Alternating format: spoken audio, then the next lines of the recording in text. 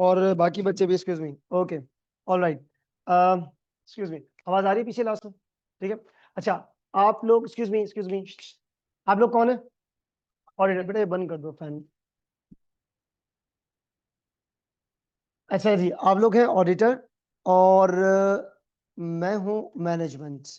मैंने आप लोगों को कल की क्लास में कुछ ओवरव्यू पढ़ाया था। आज थोड़ा सा रिकैप करते हुए थोड़ा सा रिकैप करते हुए आगे बढ़ना है। अच्छा, ये जो हैंडआउट आपके पास है जो भी इनिशियली, इसमें आपके पास पूरे के पूरे ऑडिट का ओवरव्यू है। किसका है?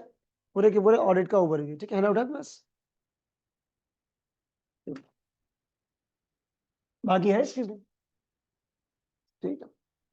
अच्छा, अब इसके ऊपर जरा हम बात करते हैं कि अजय जी बेटा बेसिक ओवरव्यू, बिल्कुल स्टार्ट से right from the very basic. Excuse me, company किसकी है?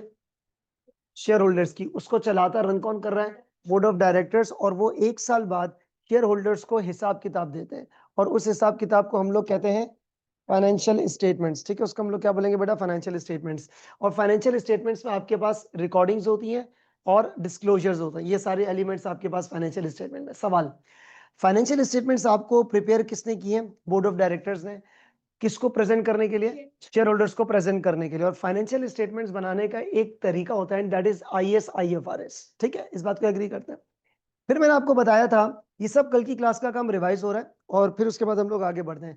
बेटा फाइनेंशियल स्टेटमेंट्स में मिस स्टेटमेंट हो सकती है। क्या हो सकती है? और कल मैंने आपको एक और कॉन्सेप्ट दिया था कि डू नॉट से मिस स्टेटमेंट, से मटीरियल मिस स्टेटमेंट, क्योंकि छोटी मोटी गलतियां जो है वो ऑडिटर इग्नोर करता है। अच्छा, ऑडिटर एक स्केल डिसाइड खुद करता है, अज्यूमिंग 3 लाख से नीचे नीचे की चीज इमटीरियल है और 3 लाख से ऊपर की चीज ये ऑडिटर की जजमेंट है। एनीवेज सर, फाइनेंशियल स्टेटमेंट्स में मटेरियल मिस स्टेटमेंट हो सकती हैं, और मिस स्टेटमेंट का मतलब होता है डिफरेंस। किस किस का डिफरेंस? अकाउंटिंग स्टैंडर्ड और accounting adopted by the company, उसमें जो डिफरेंस आता है that is called the miss statement. Over under state कुछ भी हो सकता है, हाँ या ना? तो ऑडिटर आके किस चीज को चेक करता है? फाइनेंशियल स्टेटमेंट्स को। बेटा ऑडिटर आके किस चीज को चेक करता है? फाइनेंशियल स्टेटमेंट्स को चेक करता है। और ऑडिटर कहां अपॉइंट हो रहा है? AGM के अंदर। कौन अपॉइंट कर रहा है? शेयर होल्डर्स अपॉइंट कर रहा है। ऑडिटर चेक करता है फाइनेंशियल स्टेटमेंट्स को और गारंटी प्रोवाइड नहीं करता। क्या करता है? ओपिनियन। ओपिनियन देता है, गारंटी नहीं देता। अच्छा, फिर ऑडिटर सैंपल बेस पे मटेरियल आइटम चेक करता है। फ्रॉड डिटेक्ट करना उसका काम है? नहीं है। क्या अज्यूम करोगे? नहीं नहीं, सामने वाले जो मैनेजमेंट है ऑनेस्ट है डिसऑनेस्ट है? ना ऑनेस्ट है ना डिसऑनेस्ट है। आपने क्या अज्यूम करना है? एकदम न्यूट्रल।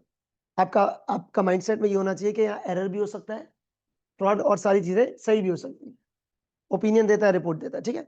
अच्छा, एक चीज है वो इस वाले हैंडआउट में नहीं है, अगले हैंडआउट में या अगले पेजेस में आएंगी। 1 मिनट जरा वेट कीजिएगा।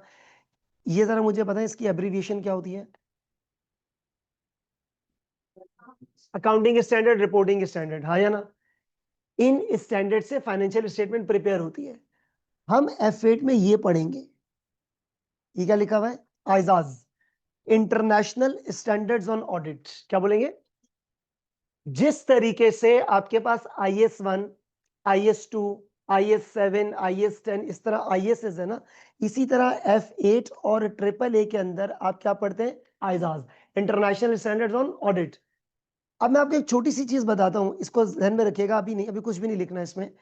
सर, ये आइजाज जो है हमारे कोर्स में बेसिकली सारे आइजाज है। तो मैं आपको छोटी सी मिसाल दूं, ऑडिटर क्या देता है? गारंटी नहीं देता, आइजाज ने मना किया हुआ है।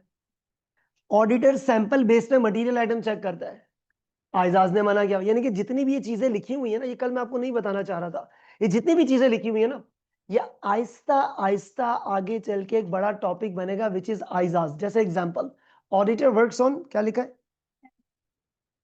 फ्यूचर में आगे चल के पढ़ेंगे तो सैंपल के ऊपर आइजा 530 है। जिस तरह ISS के नंबर्स है ना, इस तरह आइजाज के नंबर्स है। नहीं, इसका मतलब ये नहीं कि टोटल आइजा 500 है, यहां से नहीं। आइजा शुरुआत 200 से होता है। खैर मैं बताऊंगा बाद में। एक और point, auditor financial statement sample base पे कौन सी आइटम्स चेक करता है? Material items. This is ISA 320। क्या ऑडिटर का काम फ्रॉड को डिटेक्ट करना है? तो फ्रॉड के ऊपर अलग आइजा है, आइजा 240। सवाल, ओपिनियन देता है, गारंटी नहीं देता, आइजा 700। और आइजा 700 की पूरी सीरीज, ये कायरो कल बताया था, आइजा 500 में लिखा हुआ है। कहने का मेरा मकसद क्या है कि अभी मैं आपको सिर्फ एक टॉपिकल ग्लिम्स दे रहा हूं, मतलब आज की क्लास में ये हैंडआउट कंप्लीट हो जाना एक अच्छी बात है कि इसका आपको पूरा ऑडिट समझ में आ जाएगा। रिपीट कर रहा हूं, एक्सक्यूज मी सर, ये जितनी भी चीजें इसमें लिखी हुई हैं ये फ्यूचर में जाके कुछ दिनों के बाद अपने अपने आइजाज के मुताबिक एक टॉपिक बनना शुरू हो जाएंगे। आई बात समझ में? तो बेटा फाइनेंशियल स्टेटमेंट्स किस पैटर्न पे बनती है? IAS means international accounting standards. और ऑडिट कैसे होता है? आइजाज। यानी कि जो कुछ भी मैं आपको बता रहा हूं ये सब कहां पे लिखा हुआ है? आइजाज में। मैंने इजी लैंग्वेज में ट्रांसलेट करके आपको सबसे पहले एक थॉट प्रोवोकिंग एरिया चल रही है। अच्छा, उसके बाद आगे बढ़ते हैं। Excuse me, auditor should think कि कंपनी में क्या हो सकता है, गलती, चोरी और सब चीजें। क्या आप ऑडिट करने जब आओगे ये माइंडसेट पे बिलीव करके आओगे कि फ्रॉड है या फ्रॉड भी हो सकता है? हो सकता है? और एक और चीज, अगर तो फ्रॉड नजर में आ जाता है तो क्या आपका काम फ्रॉड को डिटेक्ट करना है? फ्रॉड डिटेक्शन इन्वॉल्व्स कब, कहां, किसने, कैसे चोरी की और उसको पकड़ के अरेस्ट करवाओ। This assignment is called forensic audit, जो हमारे कोर्स का हिस्सा ही नहीं है। और ये ओपिनियन वगैरह तमाम चीजें। आगे बढ़ो बेटा, ये बाद में प्रोसीजर। हाँ जी, वेरी वेरी इंपॉर्टेंट थिंग। आप कौन है जरा बताइएगा? You people are auditor and I am the client company. आपका काम पता है क्या है? आपका काम है मुझसे इंफॉर्मेशन निकलवाना। मेरी ड्यूटी क्या है? आपको इंफॉर्मेशन प्रोवाइड करना। और आपका फर्ज क्या बनता है कि आप उस इंफॉर्मेशन पे यकीन नहीं करेंगे, क्या करेंगे? शक करेंगे, डाउट करेंगे, और उस बुनियाद पे verify. How to verify? Procedures. What is audit procedures? Actions. Auditor जो भी करता है, I do repeat again, auditor जो भी कर रहा है वो सब क्या है? वो ऑडिट प्रोसीजर्स है। जो हासिल कर रहा है वो एविडेंस है, और उस एविडेंस की बुनियाद पे जो ऑडिटर बोलता है वो आपका ओपिनियन है, गारंटी नहीं। ठीक है, इस चीज को जहन में रखिएगा। अब आ जाए बेटा ऑडिट प्रोसीजर्स कायरो। अच्छा, ये सारे प्रोसीजर्स है बच्चों, स्टेप्स नहीं है, दीज आर द प्रोसीजर्स। नीचे आ जाए, कायरो में क्या लिखा है बेटा जरा चेक करो। सी फॉर कंफर्मेशन का मतलब होता है एक्सटर्नल। कंफर्मेशन का मतलब क्या होता है? किससे कंफर्मेशन करवाओगे? सिंपल, कनेक्टेड स्टेक होल्डर से। किससे? जो मेरे स्टेक होल्डर्स हैं, जिनके साथ मेरा लेना देना है, कस्टमर, सप्लायर, बैंक्स वगैरह। आपने मुझसे पूछा भाई साहब, आप एक कस्टमर है मिस्टर ए नाम से, उससे आपने कितने पैसे लेने हैं? मैंने आपको बताया 4 लाख। तो ये तुम्हारा प्रोसीजर क्या था बेटा? इंक्वायरी। इंक्वायरी मीन्स सवाल जवाब करना। मैंने आपको जवाब दिया, आपको यकीन नहीं आया, आपने बोला भाईजान मैं मिस्टर ए से पूछ लूंगा। पूछ ले जा, वो क्या है? कंफर्मेशन। What is confirmation? अच्छा कायरो, ये स्टेप्स नहीं है, क्या है? जैसी सिनेरियोज आएंगे वैसे आपके पास प्रोसीजर्स आएंगे। आ जाए बेटा, सी फॉर कंफर्मेशन मींस किसी अवेलेबल इंफॉर्मेशन को थर्ड पार्टी से कंफर्म करवाना। ठीक है, नोट्स है ना सबके पास? ठीक है, okay. A for what? Analytical procedure. Analytical procedure का मतलब क्या होता है? एनालिटिकल प्रोसीजर का मतलब होता है कि पीछे बात करो। एनालिटिकल प्रोसीजर का मतलब होता है बेटा कंपैरिजन। अच्छा एक चीज, analytical procedure means ratios? No, it means comparison. और कंपैरिजन करके किस चीज को इन्वेस्टिगेट करना है? Something which is unusual. Who decide that this amount, the difference is normal and above this threshold is abnormal? Who decides? और and so called the materiality level. ठीक है, ठीक है, एक्सक्यूज मी। इसके बाद क्या है? I3, I for what is inquiry? Asking the question, सवाल जवाब करना। किससे? मैनेजमेंट से। दूसरा क्या है? इंस्पेक्शन ऑफ डॉक्यूमेंट्स, जैसे कि ये कागजात। तीसरा क्या है? Inspection of asset, current asset, non current assets वगैरह। Is it done? R2, recalculate. और व्हाट इज रिकैलकुलेट? कैलकुलेटर उठाना, जो लिखा है प्लस माइनस को चेक कर लेना। What is रीपरफॉर्म? ऑडिटर वही काम खुद करता है, मैनेजमेंट के काम से कंपैरिजन करता है। जहां ऑडिटर को शक कम है रिकैलकुलेट कर ले, जहां शक ज्यादा है। आपका ऑब्जेक्टिव पे आपके एक्शंस डिपेंड करते हैं ना। आप चाहते हैं कि मैं पूरा कॉन्सेप्ट चेक करूं कि आर्य सनीप ने आईएएस सही अप्लाई किया या नहीं। So what you should do? Reperform. और आपको सिर्फ मैथमेटिकल टोटल चेक करना है तो it all depends on your judgement. And O for observation, when auditor gets into the company, आप it's your procedure to intentionally start observing the things, ठीक है, वहां का सिस्टम कल्चर, क्योंकि हर एक चीज का क्या आता है, इंपैक्ट आता है किसके ऊपर, ऑनलाइन फिजिकल। सारे बच्चे जो जो ऑनलाइन कनेक्टेड है सो फार, फिजिकल जितने बच्चे बेटा 2-3 मिनट लगाएं, इन 2 पेजेस को रिकैप खुद से करें, खुद से, फिर उसके बाद मैं आगे बढ़ता हूं।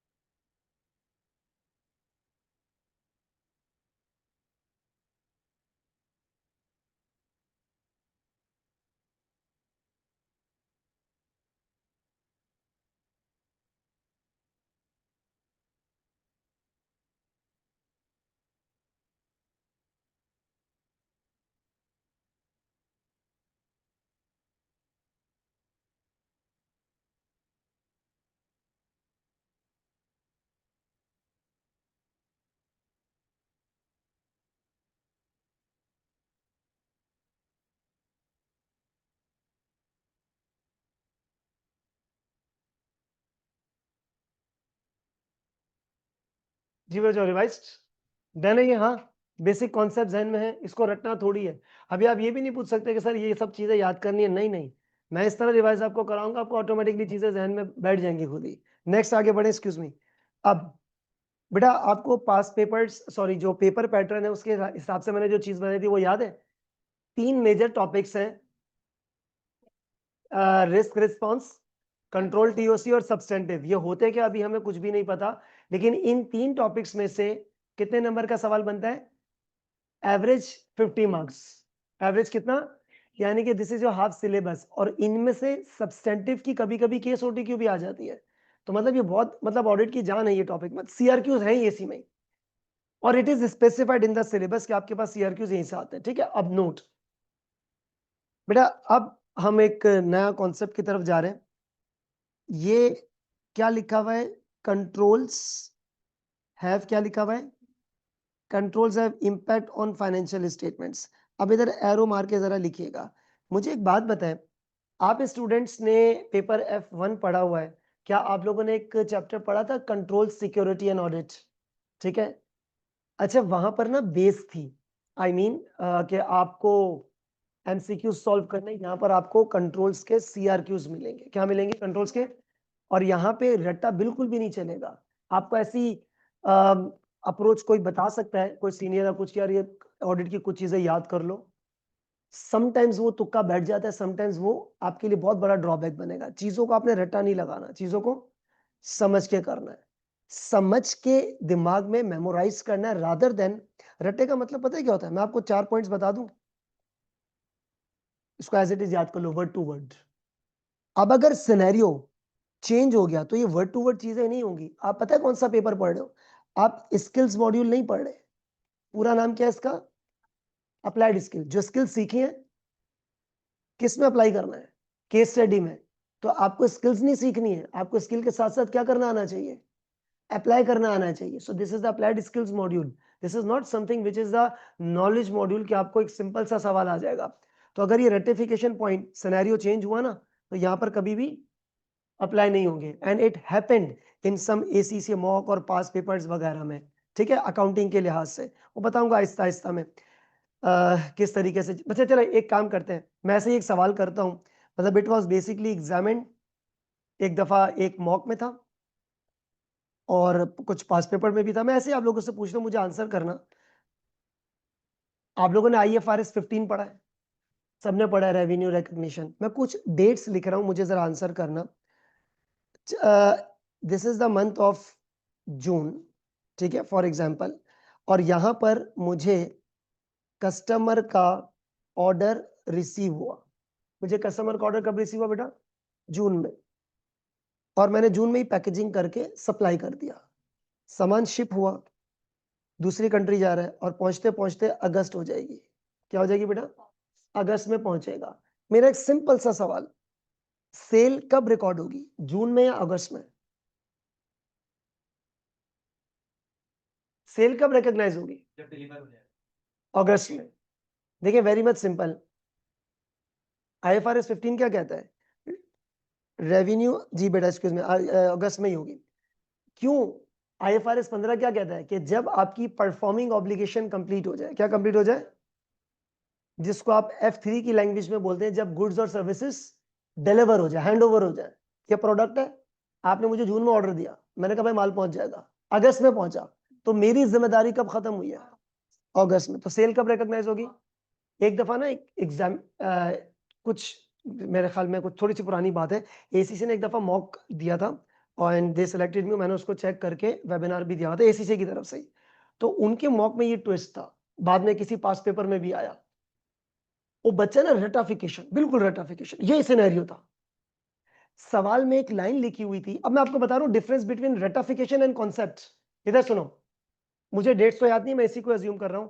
उस सवाल में लिखा था, उस सवाल में लिखा था कि सेलर की जिम्मेदारी खत्म हो जाती है जब शिप होना शुरू हो जाती है। जब यानी कि समुद्र में शिप स्टार्ट की ना, सामान डिलीवर हुआ ना, तो उस वक्त मेरी जिम्मेदारी नहीं है, सारे रिस्क और रिवॉर्ड्स अब कस्टमर के हैं। इट मींस आज जून है, आज मैंने सामान लोड किया कश्ती में, शिप स्टार्ट की, शिपिंग डॉक्यूमेंट बना, मैंने कस्टमर को व्हाट्सएप कर दी सारी चीजें, मैंने बोला मेरी जिम्मेदारी नहीं, रास्ते की सारी फटीके तुम्हारी हैं, रिस्क एंड रिवॉर्ड्स तुम्हारे हैं। अब बताओ सेल कब रिकॉग्नाइज होगी? जून में। कब रिकॉग्नाइज होगी? जून में। And it was the mistake done by everyone. सबने कब रिकॉग्नाइज कर दी थी? अगस्त में। क्यों? क्योंकि हम क्या चीज पढ़ते आ रहे हैं? जब रिस्क एंड रिवॉर्ड्स ट्रांसफर हो जाते हैं। वो बच्चे ने वो लाइन ही नहीं पढ़ी, उसने इतना देखा भाई सामान इधर डिलीवर हुआ, इधर उसने सेल रिकॉर्ड कर दी। तो अब आप मुझे एक बात बताओ, अगर एक कंपनी का ईयर एंड जून है, तो क्या सेल ओवर अंडर स्टेट हो गई कि नहीं हो गई? तो अब यहाँ पे रेटाफिकेशन काम है या कॉन्सेप्ट? ये कॉन्सेप्ट काम है। आई बात समझ में? So that is the difference between ratification और रेटाफिकेशन का। एक और सबसे बड़ा नुकसान ये होता है, बच्चे 4 पॉइंट्स याद कर लेंगे और अगर भूल गए तो बराबर वाले से पूछेंगे यार पहला लफ्ज तो बता क्या था, फिर और रेटाफिकेशन शुरू कर दिया। वो पाकिस्तान स्टडीज याद करने की अप्रोच।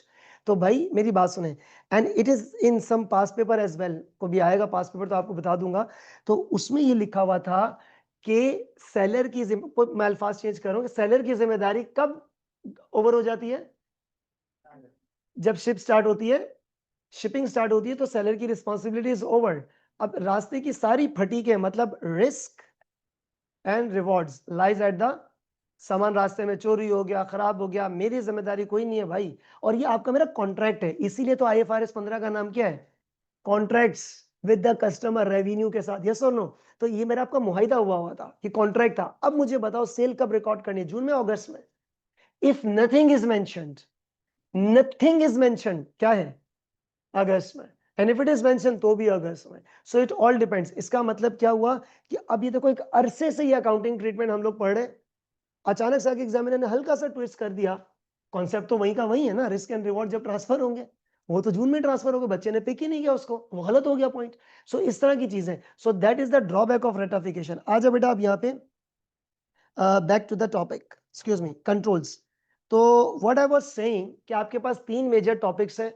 बच्चों प्लीज रट्टा नहीं लगाना कुछ भी, मैं पहले आपको क्लासेस में बोल रहा हूँ, रट्टा नहीं लगाना। जिस पैटर्न पे मैं आपको लेके चलूँ आपने उसी को फॉलो करना है। आजा बेटा इधर दोबारा से। कंट्रोल्स का इंपैक्ट आता है किस पे? फाइनेंशियल स्टेटमेंट्स पे। आप कंट्रोल्स को एरो मारेंगे। देखो मुझे एक छोटी सी बात ये बताइएगा, कोई भी कंपनी है, कोई भी कंपनी यानी कि मैं ABC लिमिटेड कंट्रोल्स लगाएगी? यस और no? Give me the normal example of internal controls. मैं आपको फ्लैशबैक में ले जाके याद कराता हूं, आपकी नोट्स बुकलेट में भी है, आप लोगों ने F1 में पढ़ा था। ये कॉपी नहीं करना प्लीज अभी, ठीक है? लिखा हुआ है स्पैम सोप, F1 में था, segregation of duties, physical control, authorization and approval, supervision, arithmetic control वगैरह वगैरह। कुछ याद आ रहा है या नहीं? सर ये तो हमने F1 में पढ़ा था। कहाँ सुबह सुबह कौन सी बातें याद दिला रहे हैं? याद है या नहीं है? भूल गए? बोलो ना, भूल गए? बेटा सच बोलो, ट्रू एंड फेयर, जल्दी बोलो। याद है? भूल गए? सीधे सीधे सीधे भूल गए, स्ट्रेट ना, भूल गए। बेटा अब आ जाए, एक्सक्यूज मी, कोई मसला नहीं, हमारे पास ये टॉपिक है, will start from the scratch. Sir कोई भी कंपनी इंटरनल कंट्रोल्स लगाती है। क्या लगाती है? इंटरनल कंट्रोल्स कोई भी कंपनी अप्लाई करेगी। एग्जांपल, मैं आपके सामने एक नॉर्मल सी एग्जांपल दे रहा हूं, मुझे आंसर करना। एक साहब है, उनका नाम है मिस्टर ए। इसकी रिस्पॉन्सिबिलिटी सुनिएगा। ये कस्टमर के साथ डील करता है। किसके साथ डील कर रहा है? फिर ये सेल भी करता है, फिर ये प्रोडक्ट बेचता है, पैसे लेता है। ये साहब ये भी करता है। क्या लिखा हुआ है? Recording. Accounting is means recording of the transactions. ठीक है, रिकॉर्डिंग भी करता है, एंट्रीज बनाता है। और वीक एंड या मंथ एंड जैसी कंपनी की पॉलिसी पर ये कैश और सेल को रिकंसाइल भी करता है। क्या करता है? सारा काम ये कर रहा है मिस्टर ए। मुझे एक बात बताएं, इन सब को छोड़ें, क्या फाइनेंशियल स्टेटमेंट्स में गड़बड़ के चांसेस हैं? क्यों? पहली बात, क्या आपने मिस्टर ए से गलती करानी है, चोर बनाना है? पहले काम करते हैं, चोर बनाते हैं इसको। मिस्टर ए चोर है, कैसे चोरी कर सकता है? हाँ, प्रोडक्ट्स किसके हाथ में? इसके हाथ में। सेल किसके हाथ में? रिकॉर्ड किसके हाथ में? कैश किसके हाथ में? तो इस बंदे ने पता क्या किया? कस्टमर से कैश लिया, कैश जेब में डाला और रिकॉर्ड कीपिंग को अंडर स्टेट कर दिया। पैसा चोरी किया और रिकॉर्ड्स अंडर स्टेट। और ये बात मैंने आप सीनियर को रिपोर्ट कर दी, तो आप तो ये बोलोगे ना, यार तुम्हारे अकाउंट्स तो रिकंसाइल है, हाँ या ना? अंदर चोरी चकारी चल रही है। तो अब पॉइंट क्या है? इसीलिए एक टर्म है जिसको हम कहते हैं सेग्रीगेशन ऑफ ड्यूटीज। क्या कहते हैं? सारा काम एक बंदे के हाथ में नहीं देना चाहिए। वो अपनी इस अथॉरिटी का मिसयूज करते हुए फ्रॉड कर सकता है। फ्रॉड करना इज अ डिफरेंट थिंग, लेकिन उसको फाइनेंशियल स्टेटमेंट के जरिए से रिपोर्ट करना इज अ डिफरेंट थिंग। आई बात समझ में? चोरी की उसने और एफएस में उसने मैनिपुलेट कर दिया। क्या कर दिया? तो अब आपको वो चोरी नजर ही नहीं आएगी, चोरी नजर ही नहीं आएगी। दूसरा पॉइंट, मिस्टर ए चोर नहीं है, इंसान है, गलती हो सकती है। सारा काम एक बंदे के हाथ में, इंसान है, गलती हो सकती है। क्या ये शख्स एंट्री रिकॉर्ड करना भूल सकता है? एरर ऑफ ओमिशन, 7 एरर्स याद है? एरर ऑफ ओमिशन, कमीशन नहीं याद है? हम रिपीट कर लेंगे, मसला नहीं है। क्या ये बंदा, अच्छा मेरे 2 कस्टमर है, दोनों का नाम सलमान है, फॉर एग्जाम्पल, क्या हो सकता है सलमान अख्तर और सलमान सलीम फॉर एग्जाम्पल की शफल हो सकती है एंट्रीज? उसकी 2 लाख की अमाउंट थी, उसकी 3 लाख की अमाउंट थी, यस और no? Quite may be possible. Sir ये आपके पास क्या ये डेबिट का क्रेडिट रिकॉर्ड कर सकता है? पूरा प्रिंसिपल क्यों? Why? Because of workload and error. कहने का मकसद क्या है? चाहे गलती से हो या जानबूझ के हो, रिकॉर्ड कीपिंग गलत हो सकती है। तो इसमें फॉल्ट मिस्टर ए का बिल्कुल भी नहीं है। मिस्टर ए तो एक एम्प्लॉई है, आप मिस्टर ए हो, और मैं डायरेक्टर हूं। गलती इसकी नहीं है, गलती मेरी है। क्यों? मैंने सिस्टम ही एक बंदे को हैंडओवर किया। चलो चोर नहीं है, इंसान है, बीमार हो गया, सारा जो रिकॉर्ड्स है ना वो सब खराब हो गए, सबके सब। पॉइंट है कि नहीं है? सो इसमें गलती उस परफॉर्मर की नहीं है, गलती किसकी है? मैनेजमेंट की गलती है। किसकी गलती है? मैनेजमेंट की गलती है कि उसने सिस्टम ही ऐसा डिजाइन करके दिया हुआ था। अब सवाल, सर कोई भी कंपनी होती है ना, कोई भी कंपनी, कंपनी क्या काम करती है? कंपनी डिजाइन करती है, 1 मिनट वेट कीजिएगा, क्या करती है बेटा? और ऑपरेट भी करती है। डिजाइन और ऑपरेट। ऑपरेट का मतलब होता है इंप्लीमेंट। कंपनी डिजाइन भी करती है और क्या करती है बेटा? ऑपरेट भी करती है। क्या चीज? 1 मिनट वेट कीजिएगा, कॉपी बाद में। क्या करती है बेटा? Internal controls. अब अगर मैं इंटरनल कंट्रोल की ऊपर एग्जांपल लिखूंगा, आप बिल्कुल इसी तरह लिखेंगे, कॉपी करना है आपने इसको, बाद में, अभी नहीं। बेटा छोटी सी मुझे 2-4 एग्जांपल्स बताना इंटरनल कंट्रोल की, लंबी चौड़ी नहीं। इंटरनल कंट्रोल तो हमारा एक टॉपिक है, 2 हफ्ते चलेगा भाई, क्योंकि इसमें 20 नंबर का सवाल आता है। 2-4 एग्जांपल बताओ इंटरनल कंट्रोल्स की। जैसे कैमरा, ओके, कैमरा हो गया, गार्ड हो गया इसमें। अच्छा सर आपके पास अभी मैंने जो बताया आपको, क्या सेग्रीगेशन ऑफ ड्यूटीज हो गई हैं, कैमरा के साथ ये लोग आपके पास सिक्योरिटी गार्ड भी हो गए, ठीक है। आपके पास एक और इंपॉर्टेंट कंट्रोल होता है विच इज कॉल्ड मॉनिटरिंग। क्या चीज होती है? आपने काम किया, बस काम करके छोड़ दिया, कोई रिव्यू नहीं है। सिस्टम पता है क्या होना चाहिए? आप काम करेंगे, आप एक दर्जा सीनियर है, आप इसके काम को रिव्यू करेंगे, क्या करेंगे? लेकिन मेरे पास ऐसा कोई सिस्टम ही नहीं है, तो क्या गलती हो सकती है? तो सर आपके पास एक और चीज होती है, क्या?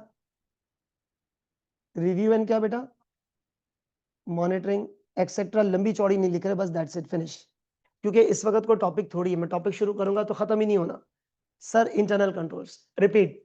डिजाइन का मतलब क्या है? मैंने कैमरा लाके फिक्स कर दिया, डिजाइन हो गया। इंप्लीमेंट का मतलब क्या है? कि मैं कैमरे को फंक्शन में लेकर आऊं और 24/7 रिकॉर्डिंग पे रखूं। So who does design and implement the controls? Company. अब एक सवाल, कंट्रोल्स का इंपैक्ट आता है किसके ऊपर बेटा? फाइनेंशियल स्टेटमेंट्स के ऊपर कंट्रोल्स का इंपैक्ट आता है। अब एक छोटा सा सवाल, मेरी कंपनी में सेग्रीगेशन ऑफ ड्यूटीज नहीं है। एक ही मिसाल लेकर जरा आप कॉन्सेप्ट समझ लीजिएगा। मेरी कंपनी में क्या नहीं है बेटा? क्या फाइनेंशियल स्टेटमेंट्स में miss statement, sorry miss statement नहीं बोलना, मटेरियल मिस स्टेटमेंट के चांसेस कम है या ज्यादा है? ज्यादा है। इसका मतलब कल मैंने आपको बताया था ना कि एक साहब है, मैं हारिस हनीफ पेरोल ऑफिसर हूं। कौन हूं बेटा?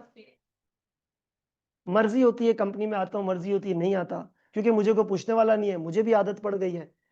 अब कंट्रोल्स बिल्कुल भी अच्छे नहीं है। आप कौन है? ऑडिटर।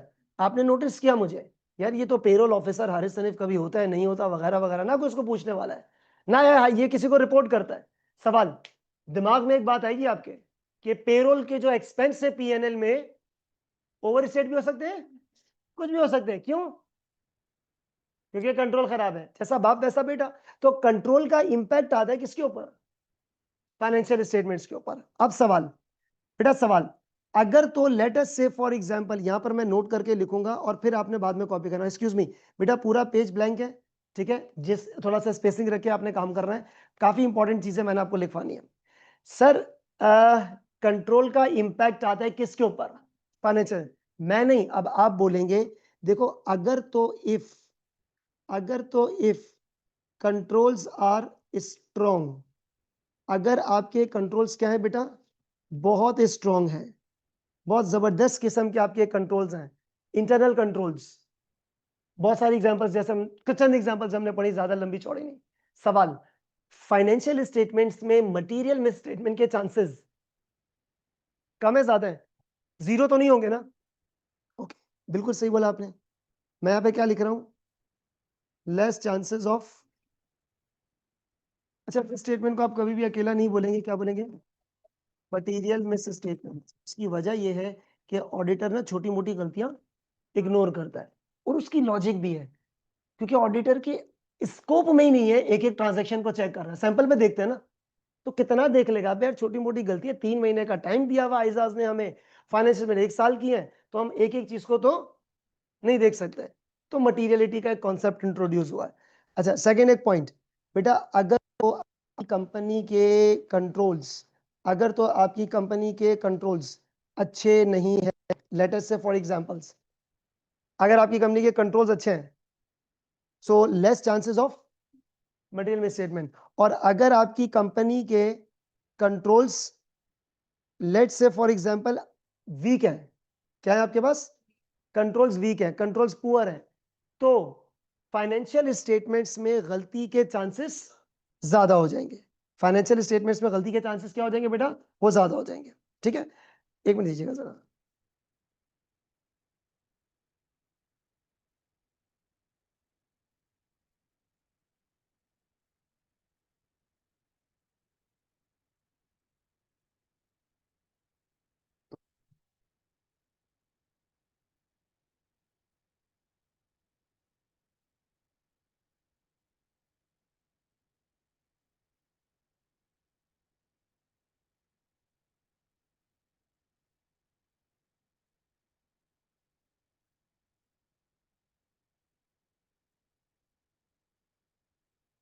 वो थोड़ा सा एरर आ गया था, जो चीज मैंने लिखी थी वो रिमूव हो गई है। दोबारा लिख लेते हैं, मसला नहीं है। एक्सक्यूज मी, मैंने आपको क्या बोला कि कंट्रोल्स का इम्पैक्ट आता है किसके ऊपर बेटा?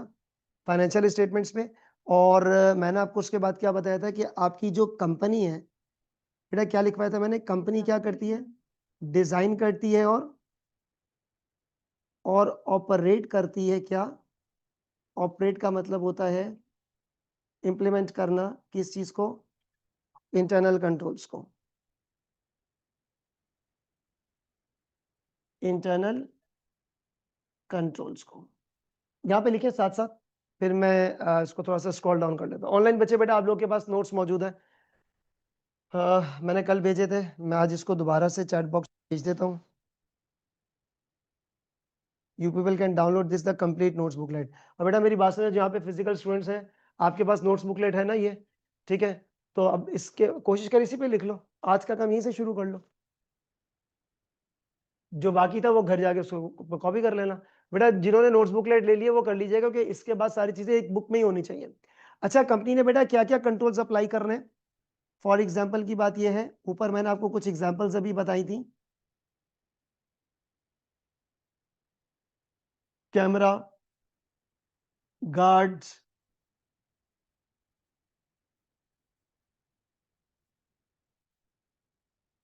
Segregation of duties, review and monitoring etcetera.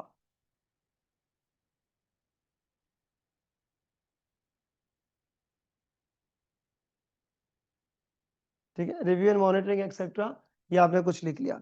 अब एक और सवाल, अगर तो आपकी कंपनी के कंट्रोल्स बहुत ही ज्यादा अच्छे हैं, क्या फाइनेंशियल स्टेटमेंट्स में गलती के चांसेस 0% हैं या कम है? कम है। और अगर कंट्रोल्स बुरे हैं तो गलती के चांसेस ज्यादा हो जाएंगे। ठीक है, तो गलती के चांसेस ज्यादा हो जाएंगे। तो यहां पर बेटा हम लोग नोट करके लिखेंगे कि इफ कंट्रोल्स आर स्ट्रॉन्ग, अगर आपके कंट्रोल्स बेटा स्ट्रॉन्ग है तो less chances of miss statement, नहीं बोलेंगे, मटेरियल मिस स्टेटमेंट।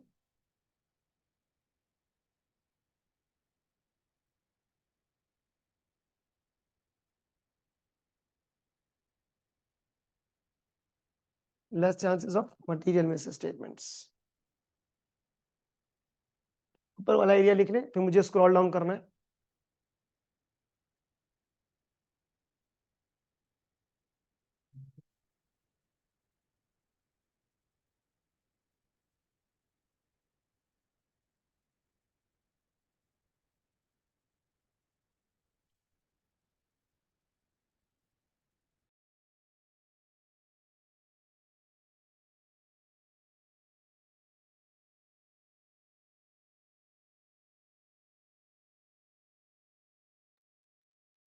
जी बेटा, is it done?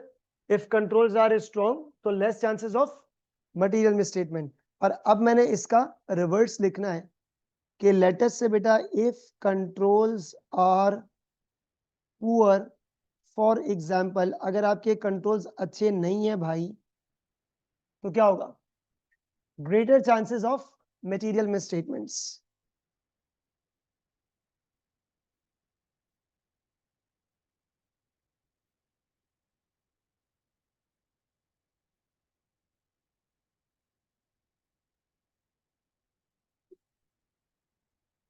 Greater chances of material misstatements. ठीक है बेटा, कॉपी करें सर।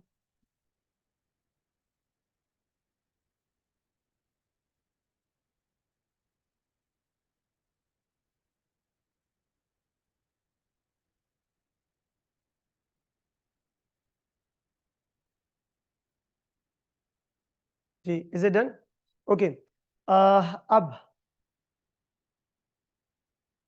रिमेनिंग पेज पे दो बहुत अहम टॉपिक्स के बारे में बता रहा हूं। पेपर में उसकी वेटेज 40 मार्क्स तक है। कितनी है? 40 मार्क्स तक, ऑलमोस्ट 35 से 40 नंबर आप इसको अज्यूम कर सकते हैं, इंक्लूडिंग एक आधी केस ओटी की हो। इधर सुने बेटा, ऑडिटर है ना, टेस्ट करता है। क्या करता है? टेस्ट करता है। जैसे फॉर एग्जांपल आपको मैं पढ़ा रहा हूं, मैंने आपका ओरल क्विज ले लिया, बोला इधर आके प्रेजेंटेशन ले लो, लिखवा लिया, ऑनलाइन टेस्ट ले लिया। तो टेस्ट लेने का मकसद क्या कि आपको वो चीज आती है नहीं है। सो हर एक चीज का एक ऑब्जेक्टिव होता है। अब जरा सुनिएगा यहाँ पे। नंबर 1, मुझे आप आंसर करेंगे। आप कौन है? ऑडिटर। क्या चीज चेक करने जा रहे हो? एक्सीलेंट। क्या चीज? अब आज सेकंड क्लास है ना, थोड़ा और इम्प्रोवाइज करें, कॉपी नहीं करना। ऑडिटर क्या चेक करता है? नहीं, ऑडिटर सिर्फ फाइनेंशियल स्टेटमेंट टेस्ट नहीं करता। देखो, एक होता है स्कोप। स्कोप का मतलब पता है कि स्कोप का मतलब ये नहीं कि कहां पढ़ के सैलरी ज्यादा मिलेगी, स्कोप नहीं है। स्कोप का मतलब होता है कवरेज। क्या चीज है? जैसे मैं बोलूं कल की क्लास का स्कोप बस वहीं तक था जहां हमने पढ़ा, आज की क्लास का स्कोप ये हैंडआउट कंप्लीट है, ज्यादा हो गया तो अच्छी बात है। स्कोप का मतलब कवरेज। आइजा ने ऑडिटर के स्कोप में क्या रखा है? आइजा ने ऑडिटर के स्कोप में फ्रॉड को डिटेक्ट करना नहीं रखा। फ्रॉड को डिटेक्ट करना नहीं रखा। Scope means coverage. अब जरा सुने, ऑडिटर के स्कोप में क्या चीज है? जल्दी बताएं। Financial statement? ना ना, सिर्फ फाइनेंशियल स्टेटमेंट्स नहीं है। ऑडिटर के स्कोप में फाइनेंशियल स्टेटमेंट्स हैं, प्लस हर वो चीज, क्या बोला मैंने, जिसका इंपैक्ट आएगा फाइनेंशियल, ऑडिटर को वो भी चेक करनी है। और देखो, दो चीजें, एक होता है डायरेक्ट, एक होता है इनडायरेक्ट। मुझे आपसे कोई बात करनी है, मैं आपको डायरेक्ट बोलूंगा। अगर मैंने आपको बोला यार ये बात है, उसको बता देना, ये क्या हो गया? इनडायरेक्ट। लेकिन अल्टीमेट तो यूजर तक पहुंच गई ना बात। सवाल इसी तरीके से ऑडिटर दो चीजें चेक करता है, एक एफएस डायरेक्टली, दूसरा हर वो चीज जिसका इंपैक्ट आता है किसके ऊपर? For example internal controls. For example क्या? और भी बहुत सारी चीजें, वो आगे आगे टॉपिक्स में आएंगी। चल सुन लो, सुन लो, लिखना नहीं। आप कौन है? जल्दी बोले। ऑडिटर। मेरी कंपनी जो है ना, वो एक मेडिसिन की कंपनी है। कौन सी कंपनी है? मेरे पास एक बहुत क्वालिफाइड एक्सपीरियंस्ड साइंटिस्ट है, दवाई शवाई पे रिसर्च कर रहा है। आपको पता है, आप उसके काम को भी चेक करोगे। अब आपको तो आता नहीं है वो काम चेक करना, तो उसका एक तरीका है, वो आपको मिल जाएगा आइजा 620 के अंदर। वो सब छोड़ो उसको, एक्सक्यूज मी। कहने का मकसद पता है क्या है? वो एक साइंटिस्ट जो अकेला लेबोरेटरी में सफेद कोट पहन के, चश्मा लगा के, मास्क लगा के रिसर्च एंड डेवलपमेंट कर रहा है, आपने उसके काम को भी चेक करना है। क्यों? वो कौन है? साइंटिस्ट। क्या कर रहा है? Research and development. IS-38 का कनेक्शन घुसता है उससे। क्या घुसता है? IS-38 का कनेक्शन। यस और नो? केस 2, मेरी कंपनी में एक इंजीनियर काम करता है। कौन काम करता है? क्योंकि हम टेक्निकल कंपनी, एक मैकेनिकल इंजीनियर काम करता है, मशीनों को चेक करता है। आपने जाके उससे भी मुलाकात करनी है। पता नहीं क्यों? नहीं नहीं, इसलिए क्योंकि उस मैकेनिकल इंजीनियर ने बोला है सर हारिस, ये आपकी मशीन काम नहीं कर रही, खराब हो गई है। हमारी लैंग्वेज में उसको इंपेयरमेंट कहते हैं। क्या कहते हैं? तो बेटा, डायरेक्टली और इनडायरेक्टली ऑर्गेनाइजेशन के हर डिपार्टमेंट का इंपैक्ट किधर आके कंक्लूड होगा? एफएस में कंक्लूड होगा। कहां पे कंक्लूड होगा? एफएस में। So auditor checks the financial statement plus everything जिसका इंपैक्ट आता है किस पे? अभी आज की क्लास में आप एक ही मिसाल दीजिएगा, ज्यादा लंबी चौड़ी नहीं, क्योंकि हमको टॉपिक नहीं पढ़े, पूरे पूरे ऑडिट का ग्लिम्स है। एग्जाम्पल दीजिएगा इंटरनल कंट्रोल्स। एग्जाम्पल क्या बेटा? Internal controls. तो नोट करके बेटा हम एक पॉइंट लिखेंगे कि ऑडिटर क्या चेक कर रहा है बेटा। आप, अच्छा, आपने मेरी कंपनी में एक लॉयर काम करता है। कौन काम करता है? कंपनी के ऊपर केस हुआ है, ध्यान से सुनो, कंपनी के ऊपर क्या हुआ है? आपने बोला सर हारिस, आपकी इस कंपनी पे केस हुआ है। लॉयर कौन है? मैंने कहा फलाना एक बंदा, एक लॉयर है। आप उससे भी मुलाकात करोगे। प्रोविजन। एक्सीलेंट। क्यों? उस लॉयर ने बोलना है कि हारिस भाई, गलती आप लोगों की है, 80-90 हजार का फाइन लगेगा, 2 से 3 महीने में चुकाना होगा। अमाउंट और टाइमिंग अनसर्टेन है। IS-37 के मुताबिक प्रोविजन, यानी कि हर एक चीज का काम का इंपैक्ट किधर जाके घुसेगा? एफएस में जाके कंक्लूड होगा। यस और no? So you must have to check FS plus everything which has an impact on the, for instance, quote one example, for example internal controls। ठीक है, तो मैंने आपको एग्जांपल्स बता दी काफी सारी। तो सबसे पहले नोट करके लिखिएगा बेटा यहाँ पे, auditor checks financial statements plus everything that has impact on financial statements, everything that has impact on financial statements। Example,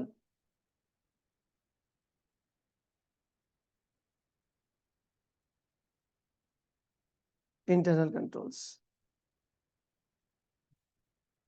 जी बेटा, फॉर एग्जांपल मैंने आपको क्या बता दिया, for example what, internal controls. अब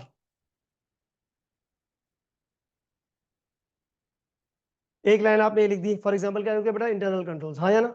अब इसको अंडरलाइन करें, फिर और नोट करके लिखेंगे।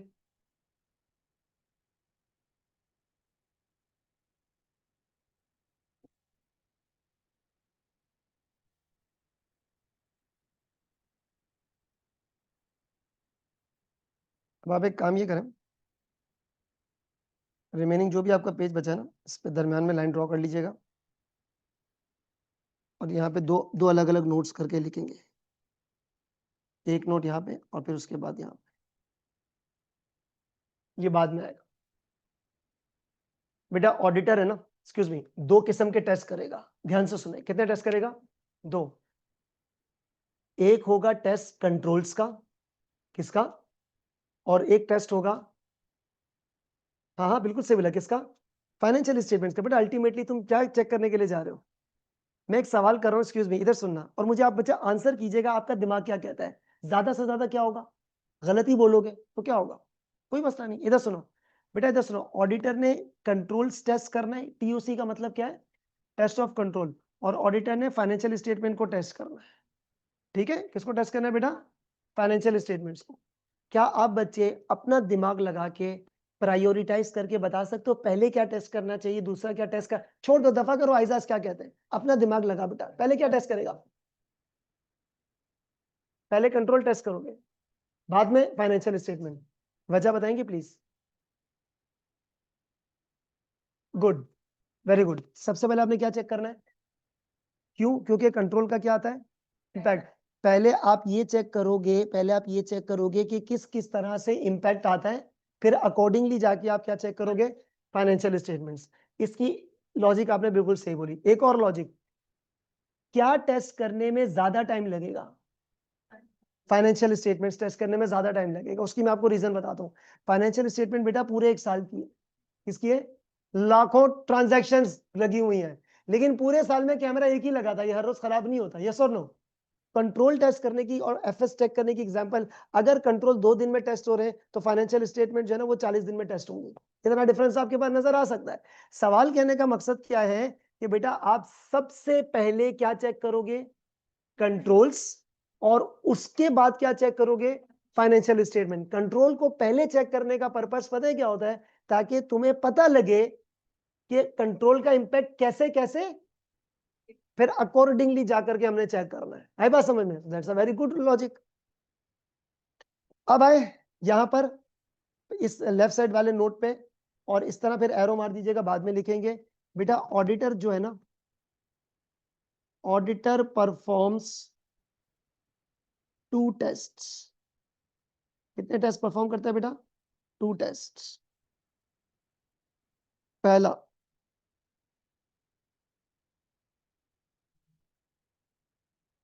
टेस्ट ऑफ, जी पहला क्या है बेटा? Test of controls. दूसरा क्या है? Test of financial statements in a detail manner. दूसरा आप ये कह लो कि टेस्ट ऑफ, बेटा कॉपी कीजिएगा, test of financial statements in detailed manner. इसको कॉपी करें एज इट इज।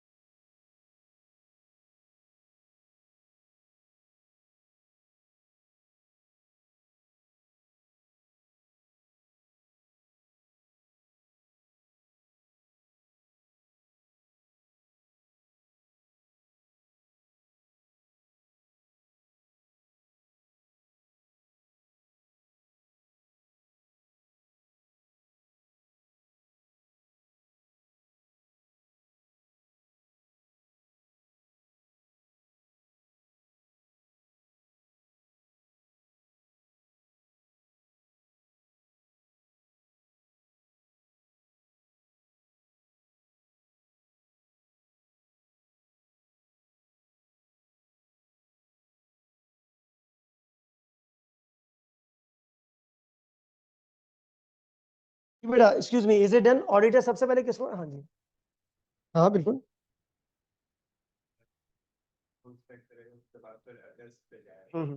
और हमने वो दिनों का फर्क देखा कि अगर इसको 2 दिन लगते तो उसको ज्यादा टाइम लगेगा, तो उसको ज्यादा क्यों लग रहा है? जो कंट्रोल्स पे वो वीकनेस देखेगा, तो अकॉर्डिंग टू सैंपल बेसिस वो सिर्फ उन्हीं चीजों पे हाथ मारेगा ना जो उसको। ये जो आप कह रहे हो ना, वो यहीं पे मैं ये चीज लिखने वाला हूँ, ये जो मैंने एरो मार के लिखा है ना, वो ये चीज यहीं पर लिखने वाला है। जो आपने बोला ना बिल्कुल सिमिलर, वो यहाँ लिखने वाला है। उसके लिए बस 2 मिनट दीजिएगा, और सवाल को जरा एक्सक्यूज मी दोबारा से कीजिएगा, मैं आपको कहता हूँ, ठीक है? एक्सक्यूज मी दोबारा, ऑडिटर कितने टेस्ट कर रहे हैं बेटा बताइएगा? 2, टीओसी और सब, दूसरा क्या बोला आपको? अब एक काम, फाइनेंशियल स्टेटमेंट्स के बेसिक प्रिंसिपल्स याद है? मैं आपको याद दिलाता हूं। एक्रूअल्स, मैचिंग, गोइंग कंसर्न, मटीरियलिटी और प्रूडेंस और substance over form. Financial statements बनती है सब्सटेंस ओवर फॉर्म पे। सब्सटेंस पता ना क्या है? सब्सटेंस का मतलब ये होता है लीगल हैसियत मायने नहीं रखेगी, इकोनॉमिक बेनिफिट मायने रखेगा। द वेरी बेस्ट एग्जांपल कि मैंने एक एसेट लीज पर लिया है, किस्तों पे लिया है आपसे, कानूनी हैसियत से आपकी प्रॉपर्टी है, इस्तेमाल मैं करके पैसा कमा रहा हूं, तो मैं अपनी बैलेंस शीट में इसको लीज एसेट के नाम से शो करने का राइट हक रखता हूं। This is called the substance over form. Yes और नो? तो फाइनेंशियल स्टेटमेंट बेटा किस पे बनती है? सब्सटेंस पे। ध्यान से सुनना। और फाइनेंशियल स्टेटमेंट को डिटेल में टेस्ट करने को बोलते हैं सब्सटेंटिव टेस्टिंग। क्या बोलते हैं बेटा? Substantive testing. क्या बोलेंगे बेटा? What is substantive testing? Easy language में बात करना है, excuse me, what is substantive testing? Financial statement को डिटेल में टेस्ट करना, लिखा हुआ तो है ऊपर बेटा। What is substantive testing? Test of financial statements in a detailed manner. यहां तक बात समझ में आई है? अब एक और सवाल, एक्सक्यूज मी, आपका नाम क्या है? सलमान। सलमान मुझे बात बताओ, आपने भी जो सैंपल वाली बात की थी बेटा, सैंपल कहां पे सेलेक्ट करते हैं? फाइनेंशियल स्टेटमेंट में या कंट्रोल्स में? फाइनेंशियल स्टेटमेंट्स में। इनका जो सवाल था ना, वो यहीं पर मैंने वो चीज अभी आपको लिखनी, इसलिए मैंने एरो मार्क यहाँ पे लिखा हुआ है सेकंड नोट। ठीक है, यहाँ पर आप जरा इंपॉर्टेंट पॉइंट समझिएगा बहुत ज्यादा ध्यान से, और कोशिश करें अब इसको कॉपी बाद में करना, पहले मुझे लिखने दे कंप्लीट। देखो लेटेस्ट से फॉर एग्जांपल, एक्सक्यूज मी, यहाँ पर अब नोट, इसीलिए ये एरो मार्क यहाँ पर लिखा हुआ है, सुने गौर से। ऑडिटर ने सबसे पहले क्या टेस्ट करना है? कंट्रोल्स। क्या टेस्ट करना है? कंट्रोल्स। ज्यादा टेस्ट करने में टाइम लगेगा किसको? फाइनेंशियल स्टेटमेंट्स को। और वो डिसाइड होगा इसकी बेस के ऊपर। किसकी बेस के ऊपर? अब आप कॉपी बाद में ऑनलाइन फिजिकल सारे बच्चे बेटा पेन वेन छोड़ दें। अब आप ये करें, अज्यूम कीजिएगा कि ऑडिटर हैज क्या लिखा हुआ है? Tested the controls. एक मिनट, ऑडिटर ने क्या टेस्ट कर दिया है? कंट्रोल को टेस्ट कर लिया है, कर लिया है। 2 पॉसिबिलिटीज होंगी। पहली possibility, if outcomes of TOC is good. एक मिनट वेट करना, क्या बोला बेटा मैंने? If outcomes of is good, क्या मतलब हुआ इस बात का? कौन है आप? जल्दी बोले, आपके सवाल का कंप्लीट जवाब। कौन है आप? ऑडिटर। क्या कर चुके हो? टेस्ट कर लिया क्या? आपने क्या आउटकम्स मतलब यू हैव टेस्टेड, और टेस्ट का रिजल्ट आता है। रिजल्ट क्या तुमने निकाला? आपने बोला हरीश भाई आपकी कंपनी के कंट्रोल्स तो बड़े जबरदस्त हैं। थोड़ा ऊपर देखो तो नोट्स में, हाँ क्या परसेप्शन बनेगी? एफएस में गलती के चांसेस। अब आप सब्सटेंटिव का वॉल्यूम कम कर दो। सब्सटेंटिव का वॉल्यूम, 4 बातें बोलूंगा इजी लैंग्वेज में। Team time sample procedures, TTSP. क्या बोला मैंने? Team time, number of team members. आप सोच रहे थे 20 लोग ऑडिट करेंगे, कितने लोग? लेकिन आपने सबसे पहले कंट्रोल्स देखा, कंट्रोल बड़े जबरदस्त लगे, आप बोले 20 लोगों की जरूरत नहीं है, 15 बहुत है।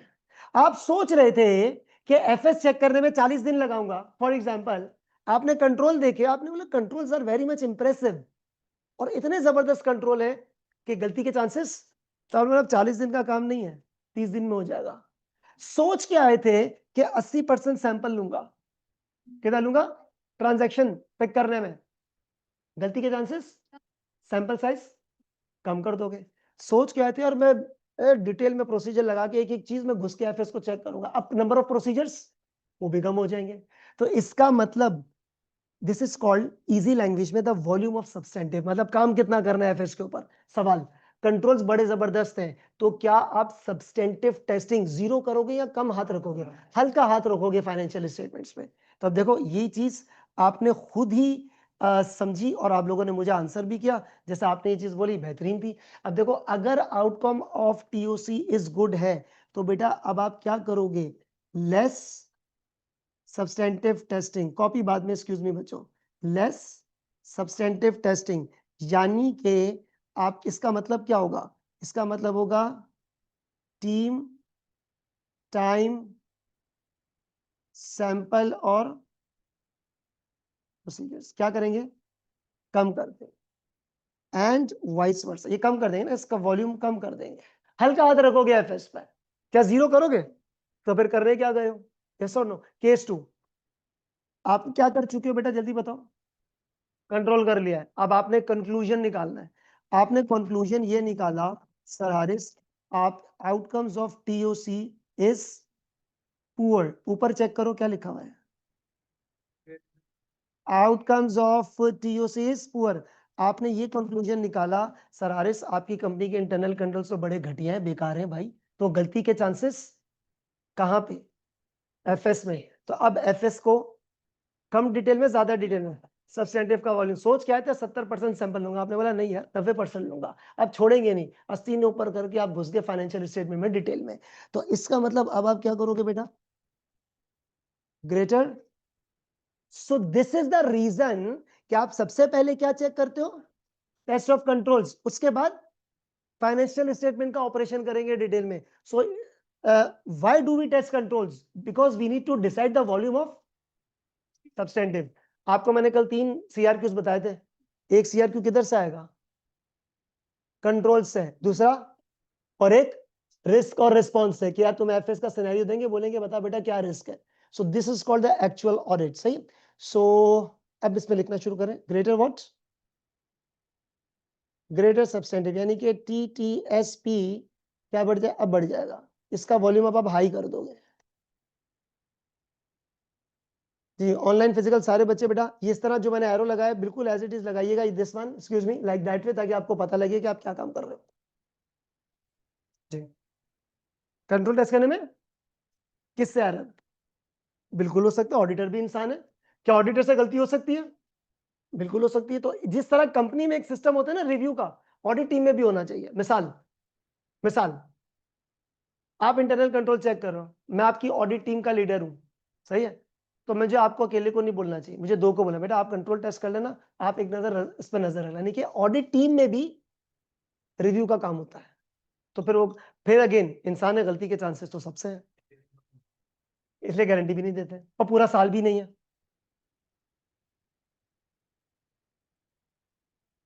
और गारंटी देने का मतलब क्या होता है कि कुछ भी गलती हुई ऑडिटर जिम्मेदार हो। देखो ऑडिटर क्यों जिम्मेदार है? जिम्मेदार मैनेजमेंट ही है।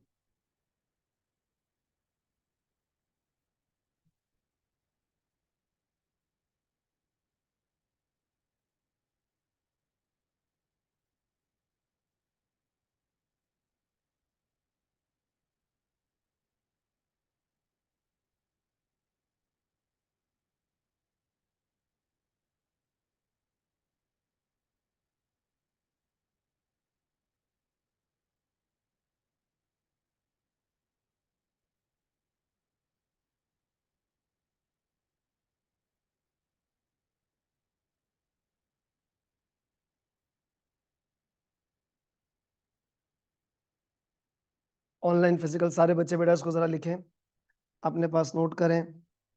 मैं फिर से बोल रहा हूँ ऑनलाइन बच्चों को, बेटा आप अगर कोई बच्चे कराची में हैं तो टीएसए की फोटोकॉपी शॉप से आके नोट्स ले लो, और अगर आप आउटसाइड कराची हो कहीं से तो आपके पास ये नोट्स प्रिंटेड फॉर्म में होने चाहिए, ठीक है? क्योंकि मोस्टली मैं ये एनोटेटेड नोट्स शेयर नहीं करता। कर दूं मैंने क्या करना है भाई, इसको मैं ये भी शेयर कर दूंगा सॉफ्ट कॉपी में लेकिन इसका ना ड्रॉबैक मैंने कई दफा ऑब्जर्व किया है। वो पता है क्या है, मैं ये वाली फाइल शेयर करता हूँ ना, तो बच्चों का एटीट्यूड पता है क्या बनता है, वो लिखते नहीं है। फिर पता है क्या अज्यूम करेंगे, भाई ये अगले दिन शेयर कर देंगे ना, है ना, तो आप सिर्फ यूं स्क्रॉल करके रीडिंग कर रहे हो, उसका कोई फायदा नहीं है। उसका तो आपके पास किताब भी अवेलेबल है। It's a connection of your brain and your hand. आप ये सारी चीजें जब लिखोगे, टाइप करोगे तो ही प्रैक्टिस होगी, ठीक है। सो सॉफ्ट कॉपी में मैंने इसीलिए कुछ नोट्स, मैं चाहता तो ये लिख कर ही दे देता पहले से। आप यकीन करोगे टॉपिक अब कब का खत्म हो चुका होता, इजी हो जाता मेरे लिए भी। बट ऐसा नहीं है, अगर आपको बहुत अच्छे तरीके से प्रिपरेशन करनी है सो फॉलो द प्रोटोकॉल। तो इसलिए बेटा ये लिखे, हाँ इसको।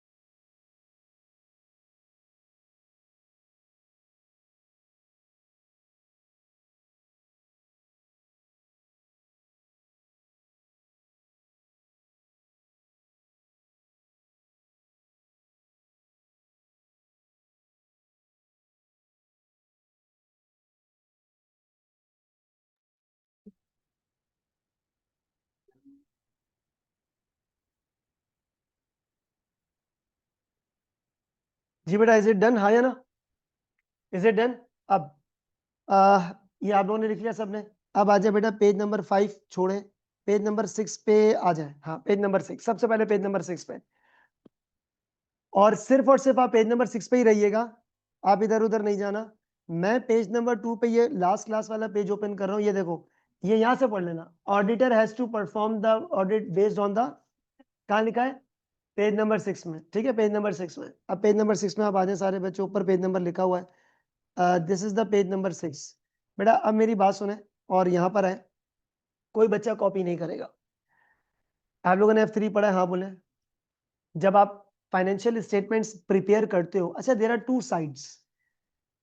ACCA करने के बाद आप कहलाते हो चार्टर्ड सर्टिफाइड अकाउंटेंट। आपकी चॉइस है कि कंपनी ज्वाइन करो, FS बनाओ, या फर्म ज्वाइन करो, इसका ऑडिट करो, ये सुनो। यानी कि तू ऑडिटर, मैं मैनेजमेंट, तुम्हारी मेरी क्वालिफिकेशन सेम, CA ACCA ये वाली चीज है। एक मुझे बात बताए, जब when you people were studying paper F3, क्या डायरेक्टली फाइनेंशियल स्टेटमेंट्स बनाते हैं? द आंसर इज नहीं। मैं एक चीज लिख रहा हूं और चाहूंगा कि कोई बच्चा उसको कॉपी नहीं करे, क्योंकि आप लोगों को आती है। एक टर्म है जिसको हम लोग बोलते हैं ये क्या है, अकाउंटिंग साइकिल। मुझे बात बताएं, जब कभी कंपनी कोई ट्रांजैक्शन करती है, what is the accounting cycle? सबसे पहले क्या बनती है? Double entries. सबसे पहले क्या बनती है बेटा? Double entries. फिर क्या होता है? डबल एंट्रीज के बाद क्या बनती है? आपके पास बनती है डे बुक्स। क्या बनती है? Sale day book, purchase day book, ये डे बुक, वो डे बुक, तेरी डे बुक, मेरी डे बुक, से सब बन गई। फिर डे बुक से फिगर उठाते हैं, फिर हम लोग बनाते हैं लेजर्स। क्या बनाते हैं? लेजर्स। अब लेजर्स में भी इंडिविजुअल हो गया, आपके पास कंट्रोल्स अकाउंट हो गए, फिर उनकी आप करते हो रिकंसिलिएशंस, हाँ या ना।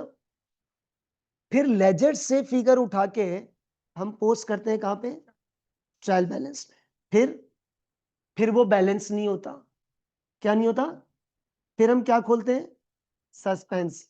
फिर हम एरर ढूंढते हैं, 7 तरह के जो एरर्स रहते हैं सर। फिर उसके बाद हम एरर को रेक्टिफाई करते हैं, रिकंसिलेशन नहीं, क्या करेंगे? रेक्टिफिकेशन करेंगे। और फिर उसके बाद हम बनाएंगे adjusted trial balance. Trial balance का मतलब होता है बैलेंस शीट बनाने से पहले का एक तरह से ट्रायल हो गया, फाइनल परफॉर्मेंस से पहले रिहर्सल हो गई। सवाल से जब एडजस्टेड ट्रायल बैलेंस बन जाएगा, उसके बाद आप क्या बनाते हो? Financial statements. और फाइनेंशियल स्टेटमेंट में पहले इनकम स्टेटमेंट या बैलेंस शीट? इनकम स्टेटमेंट, क्योंकि जो प्रॉफिट है वो रिटेन अर्निंग में जाएगा, तो बाद में बैलेंस शीट बनाओगे, फिर इन दोनों को देखते हुए कैश फ्लो, और बन गया। Is it done? This is called what? Accounting cycle. तुम कौन हो? मैं आप लोगों के लिए बहुत सिंपल कर रहा हूं। जब आप आओगे कंपनी में, आपको क्या चीज रेडी मिलेगी? Income statement, balance sheet ready मिलेगी, है ना। पूरी ट्रेल को चेक करना इज अ ऑडिट। कहां से कहां तक चेक करना? पूरी ट्रेल। तुमको जब तुम लोग आए, तुमको फ्रंट पे क्या मिला बेटा? इनकम स्टेटमेंट, बैलेंस शीट, यही मिली ना पूरी एफएस। जड़ तक घुसोगे, सोर्स डॉक्यूमेंट्स तक, एक एक चीज को चेक करोगे। This is called the audit, क्योंकि आपने किस चीज को चेक करना है। You are suppose to test the financial statement, तो ये अकाउंटिंग साइकिल ही को तो टेस्ट करना है आपने, है ना? ज़हन में है? Is it done?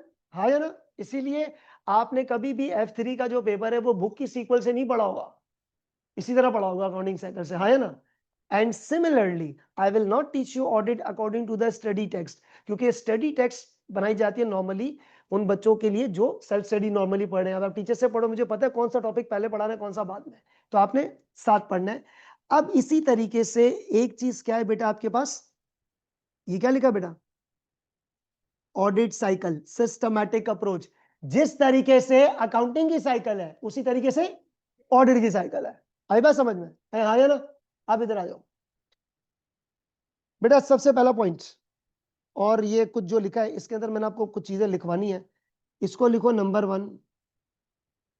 ऑडिटर क्या हो रहा है?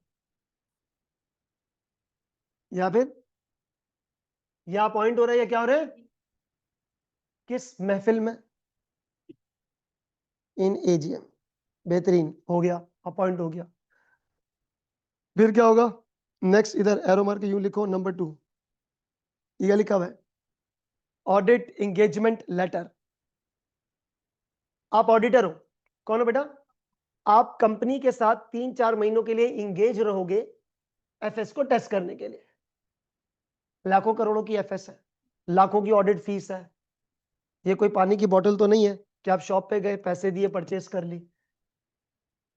हजारों शेयर होल्डर्स की करोड़ों रुपए की इन्वेस्टमेंट के ऊपर ओपिनियन देना है आपने एफएस पे। तो एक कॉन्ट्रैक्ट बनेगा, अभी नहीं, फ्यूचर में बताऊंगा कि ये बनाने को बोलता है आइजा 210। कौन सा आइजा बोलता है? अभी मैंने आपको कोई आइजास के नंबर्स और नाम नहीं बताए, ना ही बताने पहली दूसरी क्लास में। सिर्फ आपको बस सबकॉन्शियस माइंड में इस चीज का इल्म होना चाहिए। ऑडिट एंगेजमेंट लेटर क्या है बेटा? ये एक एग्रीमेंट है। क्या है? किसके दरमियान? Audit firm, client company. Share holders नहीं, शेयर होल्डर्स बहुत सारे हैं। Share holders means public. Share holder कौन हो सकता है? Share holder can be the chartered accountant, share holder can be the teacher of science, share holder can be the student, share holder may be housewife, share holder may be पुराना retire pilot. Yes और no? ओ भाई कोई भी आदमी हो सकता है। आप 18 साल से ऊपर हो, बैंक अकाउंट हो, स्टॉक मार्केट में अकाउंट खोलो, शेयर खरीद लो या बेच लो, आप उसको सीखना चाहो सीख लो। द पॉइंट इज दैट आप इंजीनियर, आप डॉक्टर, आपको ये और आपको ये और आपको, आप लोगों को अकाउंटिंग की नॉलेज नहीं है। यस और नो? किसकी नॉलेज नहीं है? तो शेयर होल्डर्स ने किसको चुना? नहीं, एफएस को टेस्ट करने के लिए एक चार्टेड अकाउंटेंट, एसीसी सीए वाले बंदे को, यार तेरे पे भरोसा करते, तू हारिस हनीफ के बनाए हुए अकाउंट्स को चेक कर ले। यस और नो? तो अब शेयर होल्डर्स को तो बेचारों को उतना इल्म नहीं है ना। सवाल ये है, एक एग्रीमेंट साइन होगा किसके दरमियान? ऑडिट फर्म और क्लाइंट कंपनी। तो ये क्या बेटा? एक एग्रीमेंट है।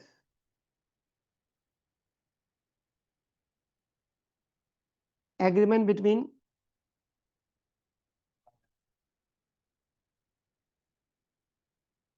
Audit firm and client company. आई बात समझ में बेटा? इसीलिए मैं बोलता हूँ सारे बच्चों को कि लिखा जरूर करें। मैं ये बोल रहा था कि कुछ बच्चों को मैंने ऑब्जर्व किया हुआ था पहले ऑनलाइन में, वो बच्चे लिखते नहीं है। आप लोग जैसे लिख रहे हो मैं देख रहा हूँ, तो बेटा ऑनलाइन बच्चे जरूर लिखें। और इस बात की रियलाइजेशन आपको अभी नहीं होगी, बाद में होगी। ये मुझे बच्चों ने फीडबैक दिया हुआ था, ऑनलाइन जो एकेडमी वाले स्टूडेंट्स हैं, कि सर आप ये जो बोलते हैं ना, लिखते से बड़ी अच्छी प्रैक्टिस होती है। मैंने आप खुद सोचो, आप बुक रीड कर रहे हो, इसका कोई फायदा नहीं बनेगा। प्रैक्टिस करनी है आपको, पेपर अपियर करना है, इससे लिखा करें। चल बेटा, इज इट डन? है ना? पहले क्या हुआ? अपॉइंट, ऑडिटर अपॉइंट हुआ, फिर एईएल साइन किया, ऑडिट एंगेजमेंट लेटर, इसमें सारी चीजें लिखी होंगी। 2025 का ऑडिट है, ये फीस है, ये बहुत सारी चीजें, डिटेल टॉपिक आइजा 210 बाद में छोड़े। फिर आ जाए बेटा नंबर 3। नंबर 3 क्या है? Planning stage. अब मोअज़्ज़िज़ ख़वातीनो हजरात, audit is not the surprise activity. Audit छापा नहीं है। ऑडिट क्या है? प्रॉपरली प्लान्ड एक्टिविटी है, लंबी चौड़ी नहीं, simple, because we are studying the glimpse. Planning stage में, प्लानिंग स्टेज में ऑडिटर के बहुत सारे काम है। क्या बोला मैंने? एक इंपॉर्टेंट काम पता है क्या है? रिस्क असेस करना। क्या करना? मैं आपको सिंपल थोड़ा सा विजुअलाइज करें अपने आप को। आप कौन है? ऑडिटर। कल एजीएम हुई, कल मतलब महीना पहले, आज इंगेजमेंट लेटर साइन हुआ, तू कंपनी में आ गया। अब आते के साथ नहीं, हाँ भाई ला ट्रायल बैलेंस ला, बदमाश नहीं हो आप। कौन हो? ऑडिटर। आप कंपनी में आए, मैं मैनेजमेंट हूँ, मुझसे बातचीत की, सरारे साहब ये मैन्युफैक्चरिंग कंपनी है, किस तरह आपका प्लांट एंड इक्विपमेंट है, क्या चीजें हैं, आपने सारी कंपनी की इंफॉर्मेशन ली। क्या ली? फिर पीछे बैठ जाओ, सुकून से एफएस देखो, प्लानिंग करो। नहीं नहीं, यहाँ पे रिस्क हो सकता है, नहीं यहाँ पे ये रिस्क हो सकता है, यहाँ पे ओवर स्टेटमेंट का रिस्क है, यहाँ पे। प्लानिंग फेज पे आपका मैं इजी लैंग्वेज में बताता हूं, बहुत सारे काम है। इंपॉर्टेंट काम क्या है? कंपनी को समझना और रिस्क निकालना। क्या निकालना? Risk and response. जो 3 CRQs बताए थे ना, क्या बताए थे? Risk and response. तो यहां पर आपके पास बेटा मैनी टास्क है, many task of auditor. One of the important task is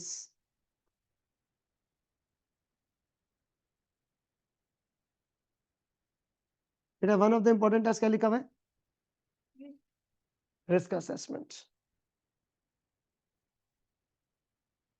एक सेकेंड, सिर्फ रिस्क असेसमेंट नहीं है,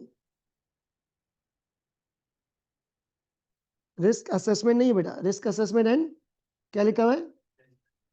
क्या मतलब हुआ इस बात का? आप ऑडिट कर नहीं रहे यहां पे बेटा, एक्सक्यूज मी, इधर देखना 1 मिनट, यहां पर तुम ऑडिट कर नहीं रहे, क्या कर रहे हो? हाँ, ऑडिट करने का प्लान बना रहे हो। ऑडिट करने का, आज जुम्मा है फॉर एग्जांपल, आप प्लान बना रहे हो, यार मैं ऐसे ऑडिट करूंगा, ऐसे ऑडिट करूंगा। सैटरडे को आप फील्ड पे उतर गए, फील्ड का मतलब होता है जैसे मेरे लिए इस वक्त ये फील्ड है, पढ़ाना, ये लैपटॉप है, ये क्लासरूम। फिर आप इधर आओगे, नंबर 4, ये क्या लिखा है? Please wait, don't copy, 1 minute रुक जाए। परफॉर्मिंग द ऑडिट में पता है क्या होगा? 2 चीजें होती है परफॉर्मिंग द ऑडिट में। कोई बच्चा बता सकता है क्या हो सकता है? पता है आप लोगों को? हाँ, प्रोसीजर नहीं क्या? TOC and substantive. क्या बोला? 1 मिनट बेटा, कॉपी नहीं, excuse me, just a minute. TOC and क्या? सब्सटेंटिव। वेट कीजिएगा, एक्सक्यूज मी। यहां पर ऑडिटर क्या कर रहा है? ये क्या कर रहा है? प्लान कर रहा है, मतलब यहां पर बैठे हुए प्लान कर रहा है, ठीक है। एक्चुअली में जब आप करोगे तो उसको क्या बोलेंगे? और परफॉर्मिंग ऑडिट में 2 चीजें आती हैं, टीओसी एंड सब्सटेंटिव। पेपर पे आ जाते हैं, एक सीआरक्यू यहां से, एक सीआरक्यू यहां से, और एक सीआरक्यू यहां से। This is the actual audit, सही है। This is your 50 marks almost. Is it done? ये बात समझ में आई है? दोबारा, नीचे वाली स्टेज बाद में, मुझे पेज स्क्रॉल करना है, पहले क्या हुआ जल्दी बताइएगा। अपॉइंट हुआ, भर्ती हुआ एजीएम में, फिर एंगेजमेंट लेटर बन गया, फिर प्लानिंग किया, प्लानिंग टीओसी, प्लानिंग मतलब रिस्क असेसमेंट, प्लानिंग किया, फिर क्या किया आपने? अच्छा, आपके लिए एक और इजी, बेटा प्लानिंग में ना एक्चुअली में आप टीओसी और सब्सटेंटिव का प्लान बना रहे हो। एक्चुअली में किसका प्लान बना रहे होते हो? टीओसी और सब्सटेंटिव का प्लान बना रहे होते हो, ठीक है ना। इसको जरा कॉपी करें, फिर मुझे पेज स्क्रॉल करना है।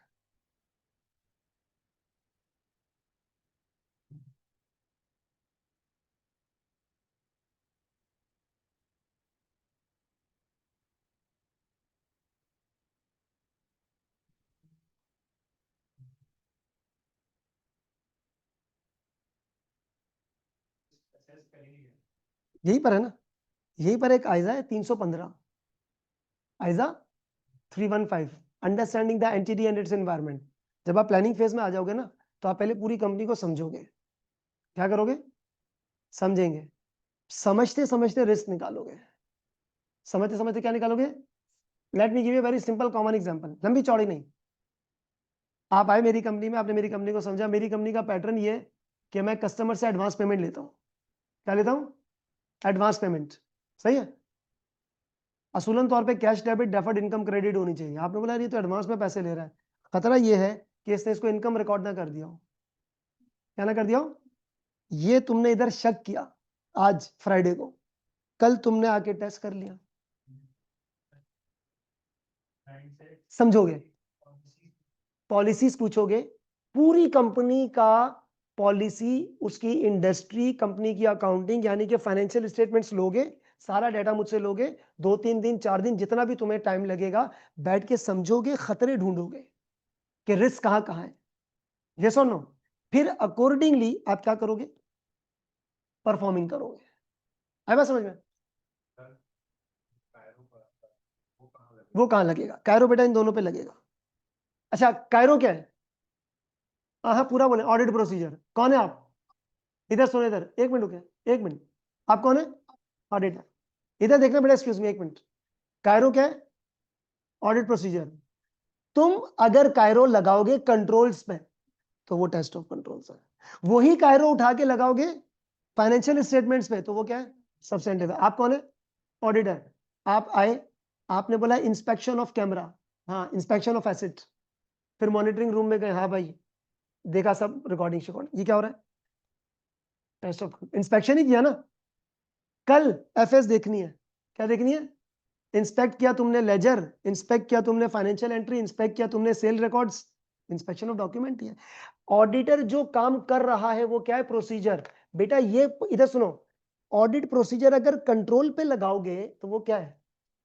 वो वही प्रोसीजर उठा के एफएस पे लगाओगे, आईएस पे तो वो क्या है? सब्सटेंटिव है। खत्म, बेहतरीन। Is it done? है ना? दोबारा ऑडिटर सबसे पहले क्या हुआ? जल्दी बोले बेटा। अपॉइंट हुआ है, देन ऑडिट एंगेजमेंट लेटर, फिर प्लानिंग का मतलब risk response, then TOC and substantive. अब आ जाओ बेटा यहाँ पे नंबर 5 स्टेज। ये क्या है? Review stage. बेटा what is the review stage? Review stage क्या चीज है? यहां पर मैं अगर आपको वैसे बोलूं, रिव्यू में ना, एक्सक्यूज मी, इधर एक्सक्यूज मी बेटा, रिव्यू में बहुत सारी चीजें। रिव्यू में क्या है? इस वक्त तो आप अभी नन्हे बच्चे हो ना एफ8 में, वो बहुत सारी चीजें आपको नहीं बता सकते अभी, नोट्स में तो सब मौजूद है। एक सिंपल लैंग्वेज में मैं आपको बताता हूँ रिव्यू में क्या है। मैं यहां पर लिखूंगा इसको ना, कुछ यहां पर लिखूंगा। एक टर्म है जिसको हम लोग कहते हैं वर्किंग पेपर्स। क्या बोलेंगे? लिखना नहीं, मैं लिखाऊंगा अपने हिसाब से। जैसे आप अभी ये नोट्स हैं आपके पास, पढ़ रहे हो, हाँ या ना? अपने नोट्स बना रहे हो, ये तुम्हारे क्या है? वर्किंग पेपर्स है। मैं जब हैंडआउट तैयार कर रहा था, मैंने भी कुछ रफ काम किया होगा, फिर मैंने फॉर्मल हैंडआउट, वो मेरे क्या है? सर फहीम के पास चले जाओ, उनके पास स्टूडेंट्स का डाटा और ये तमाम चीजें हैं, वो सर फहीम के क्या है? वो वर्किंग पेपर्स हैं। ये अटेंडेंस शीट आ गई, ये इनके दानिश भाई के क्या है? वर्किंग पेपर्स हैं। सवाल, वर्किंग पेपर्स का मतलब क्या होता है? जो बंदा जो काम कर रहा है उसको डॉक्यूमेंट करना जरूरी है और उसको वर्किंग पेपर्स बोलते हैं। क्या बोलते हैं? आप ध्यान से सुनिएगा, एक और चीज कॉपी नहीं करना इसमें, मैं सब लिखाऊंगा। ऑडिट की पूरी टीम होती है। ऑडिट की क्या होती है? मैं आपको एक मिसाल दूं। आपको बोला, एक्सक्यूज मी, आप दो बंदों को बोला तुम दोनों इन्वेंट्री चेक करना। क्या चेक करना? 1 मिनट रुक जाओ, 1 मिनट। क्या चेक करना? इन्वेंट्री। तो ये दो लोग इन्वेंट्री के वर्किंग पेपर्स बनाएंगे। क्या बनाएंगे? सिर्फ सुनना लिखना नहीं। वर्किंग पेपर्स में पता क्या लिखा जाएगा? तुम दोनों का नाम क्या नाम है आपका? शुजात, सलमान, इन दोनों के नाम लिखे। शुजात ने इन्वेंट्री चेक की, सलमान ने उसको रीचेक किया, वर्किंग पेपर बना लिया। उसमें लिखा आएगा तूने क्या प्रोसीजर लगाया, क्या एविडेंस मिला, तेरा क्या कहना है सिर्फ इन्वेंट्री के ऊपर। किसके ऊपर? खत्म। आपको बोला गया बेटा आप रिसीवेबल चेक करें। क्या चेक करें? और आप दोनों की टीम फॉर एग्जांपल, तो आपने रिसीवेबल पे क्या प्रोसीजर लगाए, क्या एविडेंस मिला, तुम्हारा क्या कहना है कि रिसीवेबल ओवर अंडर या सही है, payable, sale, COGS, property plant and equipment, बहुत सारी चीजें। यानी कि इतने सारे वर्किंग पेपर जमा हो जाएंगे। आज के दौर की बात करो, इतने सारे वर्ड की फाइल्स जमा हो जाएंगी, यस और नो? सॉफ्ट कॉपी में वर्किंग पेपर्स। वर्किंग पेपर्स का मतलब क्या होता है? और इधर से वर्किंग पेपर शुरू हो जाते हैं बेटा। ये क्या है? ये क्या है? आसान भाषा में, आसान लैंग्वेज में, जब ऑडिटर अपना काम शुरू करता है ना, वहां से डॉक्यूमेंटेशन स्टार्ट हो जाती है। और ऑडिटर ने अपना काम कहां से शुरू किया था? कॉन्ट्रैक्ट बना के। कॉन्ट्रैक्ट ऑडिटर बनवाता है, आईजा 210 है ना, तो ऑडिटर बनवाएगा। यहां से काम शुरू किया, फिर प्लानिंग स्टेज में बहुत सारे काम है, हर एक एक चीज के वर्किंग पेपर। इधर सुनो, इधर इधर टीओसी 6 सिस्टम है हमारे कोर्स में, purchase system, sales system, NCA, 6 system है। हर एक के क्या बनेंगे? Financial statement. 2 मिनट में बोल दिया फाइनेंशियल स्टेटमेंट चेक कर। अबे फाइनेंशियल स्टेटमेंट में इतनी चीजें हैं, सेल्स चेक करोगे आप, अलग वर्किंग पेपर, आपने सीओजीएस चेक करनी है, उसके अलग वर्किंग पेपर, करंट एसेट में 4 चीजें आ जाती है normally, prepayment, cash in bank, inventory और रिसीवेबल। थोड़ा और आगे चले जाओ, deferred tax asset, equity, liabilities, हर एक के क्या बनेंगे, तो इतने सारे वर्किंग पेपर्स बनना शुरू हो जाएंगे। यस और नो बेटा, हाँ या ना? अब सवाल, वर्किंग पेपर्स ऑडिटर को बनाना चाहिए नहीं, बनाना जरूरी है। आइजा 230 बोलता है वर्किंग पेपर बनाओ, वर्किंग पेपर नहीं बनाओगे ऑडिटर प्रॉब्लम में आ जाएगा। वो कैसा आएगा बात का मसला है। तो कहने का मेरा मकसद क्या है, excuse me, when auditor starts his work, क्या प्रिपेयर करता है वो, वर्किंग पेपर। किधर से वर्किंग पेपर शुरू होता है, एंगेजमेंट लेटर से लेके कहां तक, परफॉर्मिंग द, अच्छा रिव्यू में भी और काम है वर्किंग पेपर। अब एक काम सिंपल मैं तुम्हें बताता हूं, यहाँ पे ऑडिटर क्या करेगा। अब इधर ऑब्जर्व करना मुझे, एक्सक्यूज मी, ऑब्जर्व करना। आई एम द ऑडिट पार्टनर, मैं कौन हूं, मैं ओपिनियन दूंगा, आप मेरी ऑडिट टीम हो, ठीक है। बेटा आपने रिसीवेबल चेक कर लिया, ये तुम्हारे वर्किंग पेपर्स पड़े। आपने पेबल चेक कर लिया, ये तुम्हारे वर्किंग पेपर्स पड़े। आपने पीपी चेक कर लिया, प्रॉपर्टी वर्किंग पेपर, सेल, हर किस्म के क्या पड़े, सारे वर्किंग पेपर्स जमा हो गए, ठीक है। मैं ऑडिट पार्टनर हूं, आप ऑडिट मैनेजर हो, हम 2-3 सीनियर लेवल पे। अब हम सारे वर्किंग पेपर्स को रिव्यू करेंगे।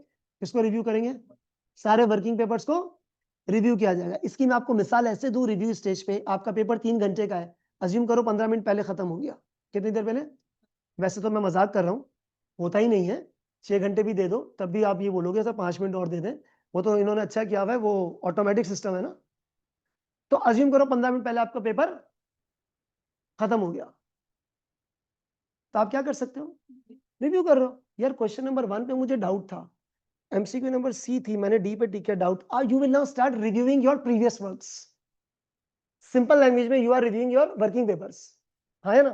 तो वर्किंग पेपर्स बनाना बहुत जरूरी है। तो रिव्यू स्टेज पे बहुत सारे काम है, जिनमें से एक काम मैं आपको बता रहा हूं, और वो क्या है बेटा, क्या क्या करना बेटा, वर्किंग पेपर्स को रिव्यू करना। यहां तक बात समझ में आती है, एक्सक्यूज मी। अब एक सेकेंड अच्छा 1 मिनट रुक जाए, इसको बाद में लिख लेते हैं। फिर छठे नंबर पे क्या लिखना है बेटा आपने, ओपिनियन। और ओपिनियन आप कहां पे दोगे, ऑडिट रिपोर्ट पे। कहां पे बेटा, ऑडिट रिपोर्ट पे। सो पहले तो मैं यहां पर ये लिख रहा हूं कि, बल्कि यहां पे यूं नहीं लिखते, इसको मैं यहां लिख देता हूं कि यहां पर मैनी टास्क,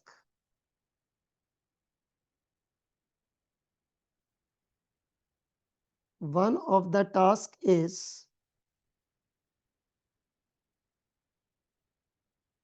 reviewing the क्या बेटा,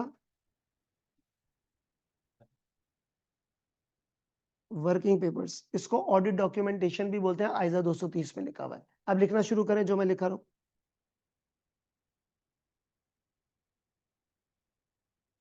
ऑडिट पार्टनर क्या होता है और कैसे बनता है बेटा, ऑडिट पार्टनर बहुत अजीब चीज होती है और बड़ी मुश्किलों से बनती है, बाद में बताऊंगा कौन होता है, सही है।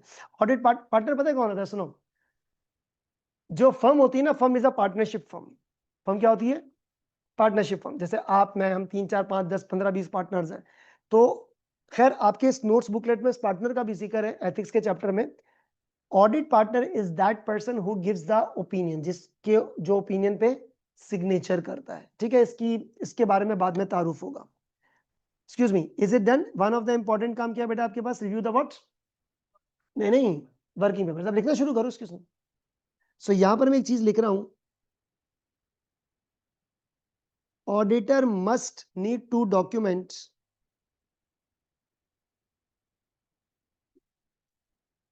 Auditor must need to what, document, यानी कि नोट करेगा एवरीथिंग।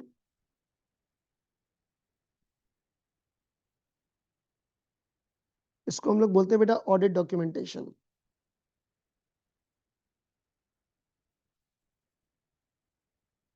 क्या बोलेंगे बेटा, ऑडिट डॉक्यूमेंटेशन, प्यार से वर्किंग पेपर्स।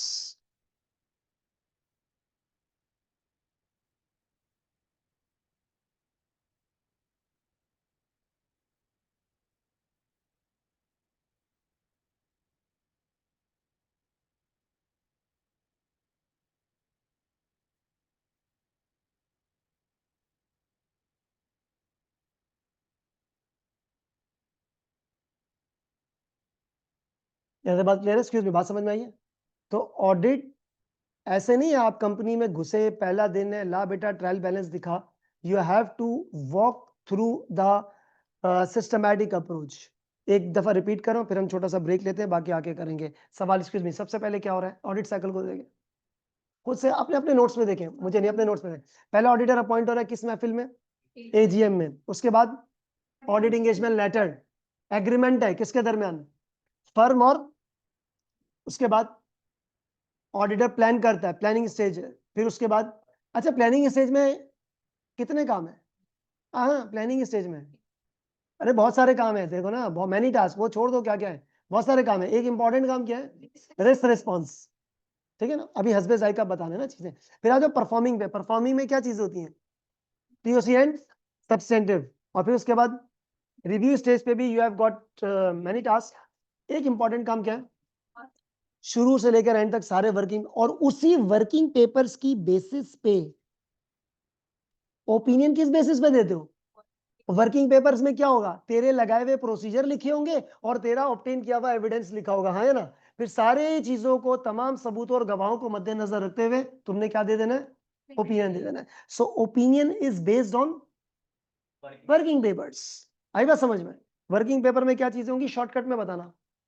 लगाए हुए प्रोसीजर्स और हासिल किया हुआ एविडेंस। आपको बोला बेटा रिसीवेबल चेक करो, आपने 6 प्रोसीजर लगाए, आपने अपना नाम और 6 प्रोसीजर लिखने, और तुमने क्या एविडेंस ऑब्टेन किया वो भी लिखना है। आपको बोला बेटा पीपीई चेक करो, आपने 10 प्रोसीजर लगाए और क्या एविडेंस कलेक्ट किया वो लिखना है। आई बात समझ में? एक्सक्यूज मी, शॉर्टकट में बताना, लंबी चौड़ी नहीं। वैसे 12 चीजें होती है वर्किंग पेपर्स में। कितनी चीजें? 12 कंटेंट्स होते हैं। दफा करो, शॉर्टकट में बताओ क्या होता है वर्किंग पेपर्स में, जल्दी बोलो। लगाए हुए प्रोसीजर, हासिल किया हुआ evidence, cell purchase, inventory, cash and bank, सबके वर्किंग पेपर्स होंगे। बहुत सारी चीजें होंगी। तमाम सबूतों को देखते हुए हम लोग क्या कंक्लूड करेंगे? ओपिनियन। Is it done? और ये होता है ओपिनियन ऑफ द ऑडिटर। क्या होता है बेटा? Opinion of the auditor. 15 minute में आ जाए, अपनी घड़ी देख लें सारे बच्चे। ऑनलाइन बच्चे बेटा डिस्कनेक्ट नहीं करेंगे, क्योंकि इसके बाद जो चीज मैंने आपको बतानी है ना, बहुत ज्यादा इंपॉर्टेंट है, ठीक है? 12 बजे से पहले पहले वापसी है, 12 बजे वापसी है।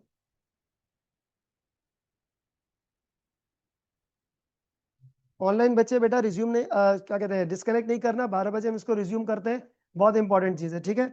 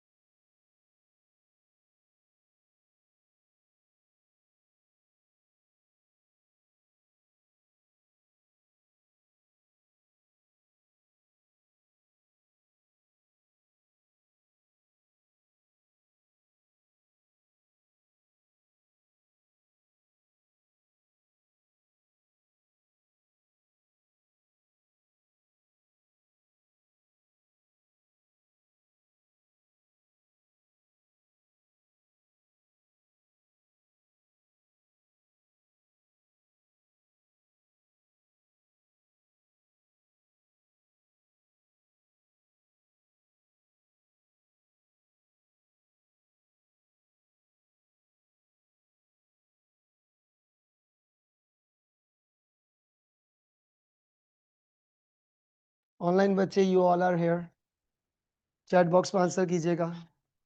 अच्छा जी, excuse me, opinion, audit cycle revise जल्दी से। ऑडिट साइकिल, ऑडिटर सबसे पहले क्या हो रहा है जरा मुझे बताएं?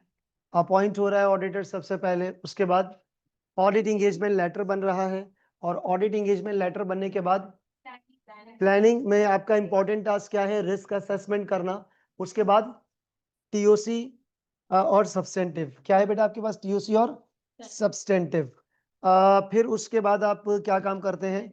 रिव्यू करते हैं। सारे वर्किंग पेपर्स को आपने रिव्यू करना होता है। और वर्किंग पेपर्स का मतलब ये होता है whatever the auditor is doing he must have to document each and everything. सही है? और आइजा में ये चीज आपके पास लिखी हुई है। और फिर उसके बाद ऑडिटर ने अल्टीमेटली क्या दे देना है? ओपिनियन। बेटा ओपिनियन किस चीज पर बेस कर रहे होते हैं? सारे वर्किंग पेपर्स के ऊपर। अब आप आ जाए नेक्स्ट पेज पे, ओपिनियन ऑफ द ऑडिटर। अच्छा ये ओपिनियन नहीं है, ओपिनियंस हैं। दो किस्म के ओपिनियंस हैं। एक तरफ है आपके पास अनमॉडिफाइड ओपिनियन, अनमॉडिफाइड ओपिनियन। और एक तरफ है आपके पास, अच्छा राइट साइड वाले को थोड़ा ज्यादा मार्जिन दीजिएगा, ठीक है? राइट साइड वाले को थोड़ा ज्यादा मार्जिन दीजिएगा। एक तरफ है बेटा आपके पास अनमॉडिफाइड ओपिनियन, दूसरी तरफ क्या है आपके पास? Modified opinions. दूसरी तरफ क्या है बेटा? Modified opinions. अब आप इधर आ जाए, अनमॉडिफाइड ओपिनियन। देखें, जब आपकी फाइनेंशियल स्टेटमेंट्स में कोई मिस स्टेटमेंट नहीं है, सॉरी जब फाइनेंशियल स्टेटमेंट्स में कोई मटेरियल मिस स्टेटमेंट नहीं है, तो आप क्या बोलोगे? फाइनेंशियल स्टेटमेंट्स, हाँ, वो ओपिनियन का डायलॉग क्या होगा? Financial statements are true and fair. इस किस्म के ओपिनियन को अनमॉडिफाइड ओपिनियन कहते हैं। क्या कहते हैं? Unmodified opinion. अनमॉडिफाइड ओपिनियन को बेटा आप लोग प्यार से क्लीन ओपिनियन भी बोलोगे। क्या बोलोगे? Clean opinion. और इसका मतलब क्या होता है? इसका मतलब होता है financial statements are what? True and fair. Financial statements are true and fair. खवातीनो हजरात, बेटा ये वाला ओपिनियन कब दिया जाता है? When financial statements are free from misstatement. ना ना ना ना ना मिस स्टेटमेंट नहीं, मटेरियल मिस स्टेटमेंट, छोटी मोटी गलती। और एक थ्रेशोल्ड ऑडिटर ने डिसाइड किया हुआ होता है। तो there is a language, there is a dialogue, there is a statement. Financial statements gives true and fair view when it is free from, देखो साथ साथ, व्हेन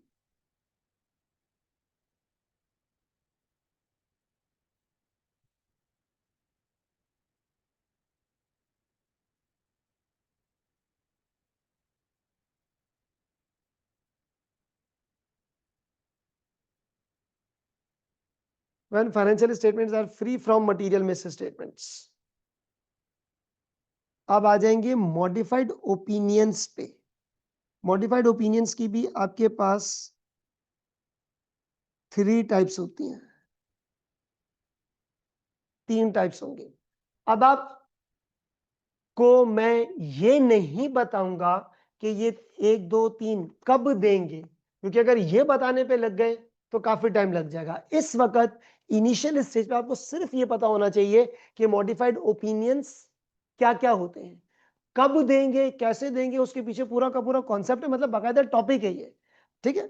आइजा 705 के अंदर। तो इट विल टेक टाइम। आप सिर्फ और सिर्फ इसके बारे में यूं समझेंगे कि ये होता क्या है। बेटा मॉडिफाइड ओपिनियंस के अंदर 3 टाइप्स होती हैं। नंबर वन है आपके पास क्वालिफाइड ओपिनियन। 1 मिनट वेट कीजिएगा।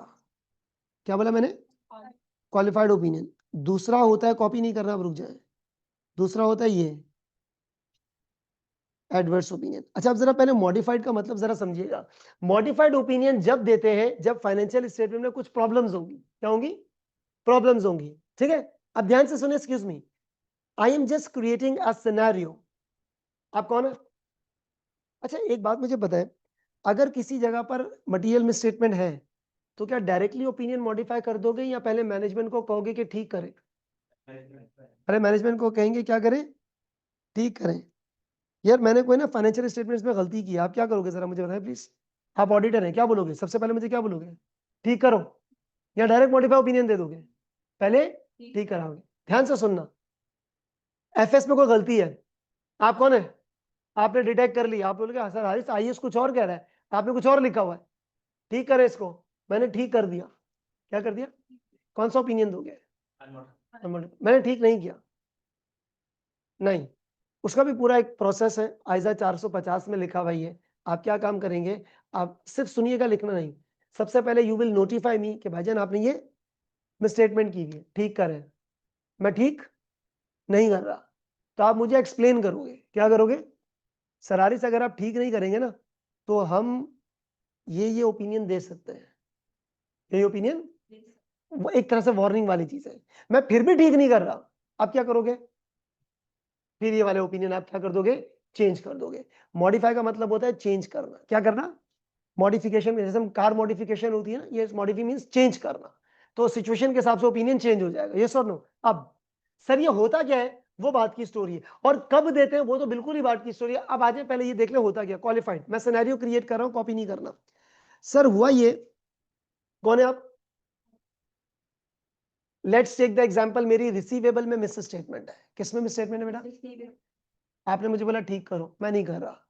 हाँ ठीक है, अच्छा बकाया सब सही है, बाकी सब आप क्वालिफाई ओपिनियन दे सकते हो। पता क्या लिखोगे? इन आर ओपिनियन, क्या बोला? इन आर ओपिनियन सवाए रिसीवेबल के सब कुछ सही है। इधर आपने क्या बोला था? एफएस पूरी की पूरी ठीक है।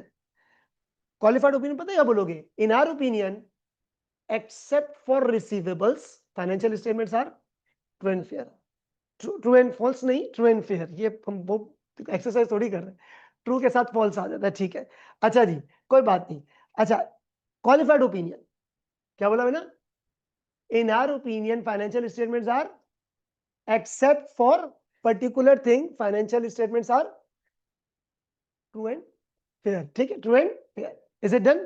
केस 2 एडवर्स बता रहा हूं, कॉपी नहीं करना। रिसीवेबल में भी मसला है, प्रॉपर्टी प्लांट एंड इक्विपमेंट में भी मसला है, सेल में, मतलब बहुत सारी जगहों पे मसले नहीं मसाइल है, बहुत सारे मसले हैं। मैं एक भी मसला ठीक नहीं कर रहा।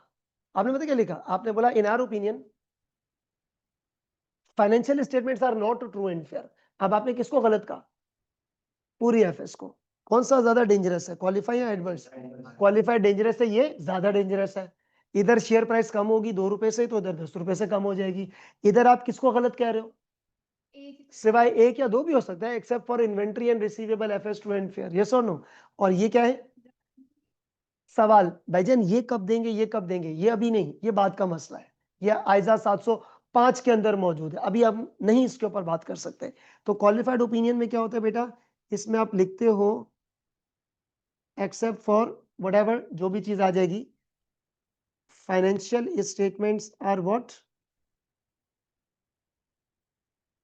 True and fair. Except for dash financial statements are true and fair. And what is adverse? Financial statements are not true and fair. ये हो गया आपके पास दूसरा। कौन सा ज्यादा खतरनाक है? एडवर्स। तीसरा, ये 3 टाइप्स है। तीसरा, तीसरा है डिस्क्लेमर ओपिनियन। कौन सा ओपिनियन बेटा? सबसे ज्यादा खतरनाक। अब आप बोलोगे इससे ज्यादा खतरनाक क्या हो सकता है? ये इससे भी ज्यादा खतरनाक है, बताता हूं बाद में, पहले इसको कॉपी करें। बिल्कुल एज इट इज कॉपी करेंगे सारे बच्चे। तीसरा मैं आपको बताता हूं, स्क्रॉल करना होगा मुझे। जी बेटा, व्हेन ऑडिटर कंक्लूड्स के सब कुछ ठीक है, उस ओपिनियन का नाम क्या है? Clean opinion and modify opinion FS true and fair when the financial statements are free from material misstatements.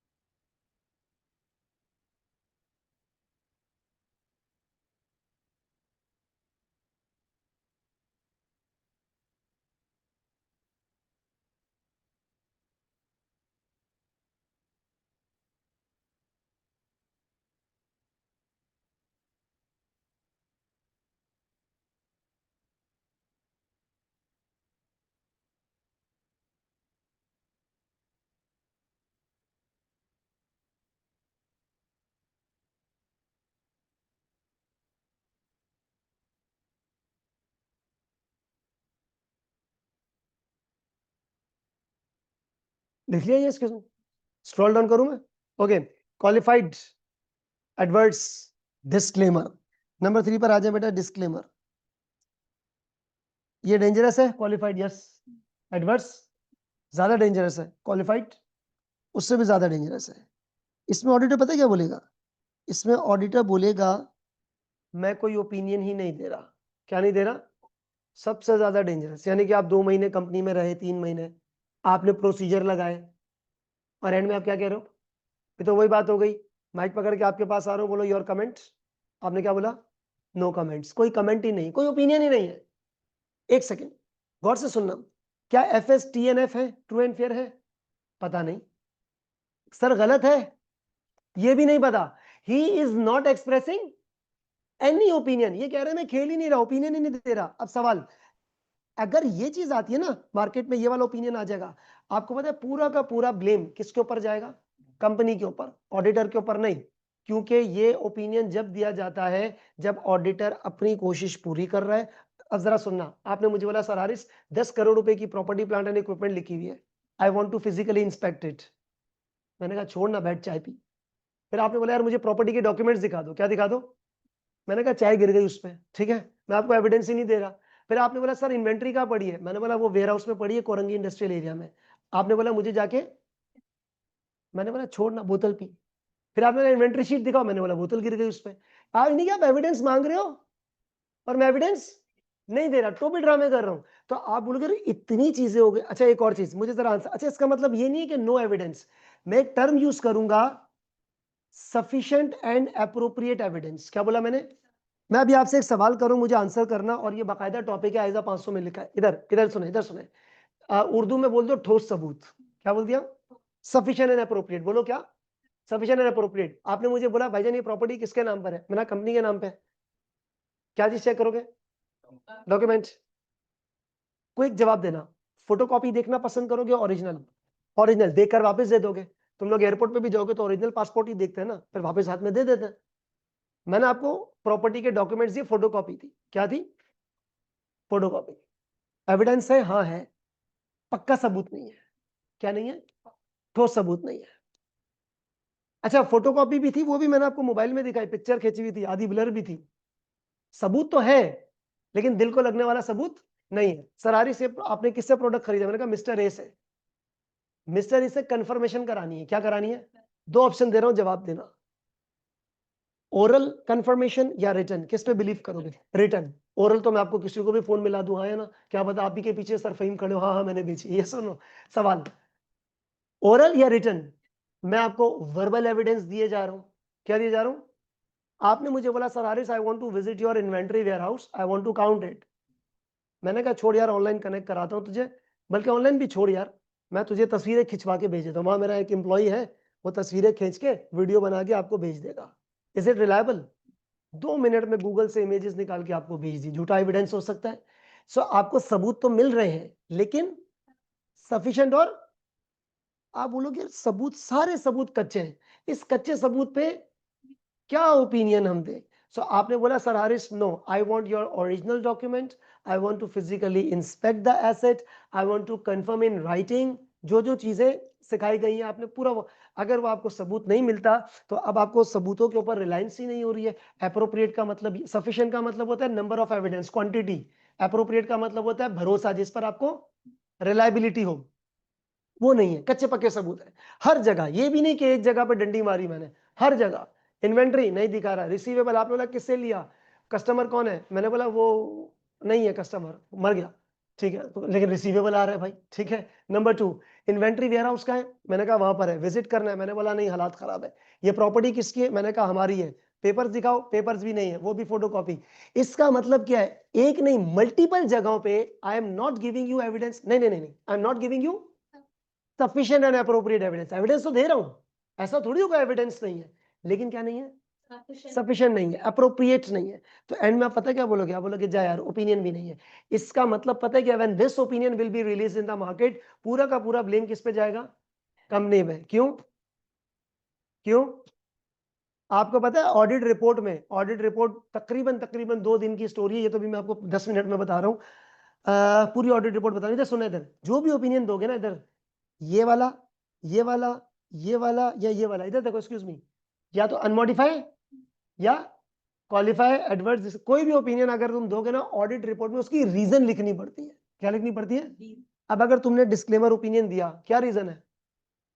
4 लाइनों में लिख दोगे भाई हमने ऑडिट किया, ये तुम्हारी मैनेजमेंट सफिशिएंट और एप्रोप्रिएट एविडेंस नहीं दे रही, इसलिए हम कोई ओपिनियन भी नहीं दे रहे, जाओ यहां से।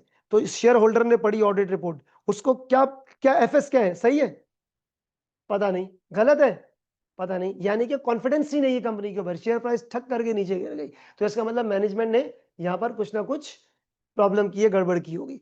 तो disclaimer is a very dangerous opinion. लेकिन मैं आपको एक बात बताऊं, प्रैक्टिकली बात यहां तक पहुंचती नहीं है।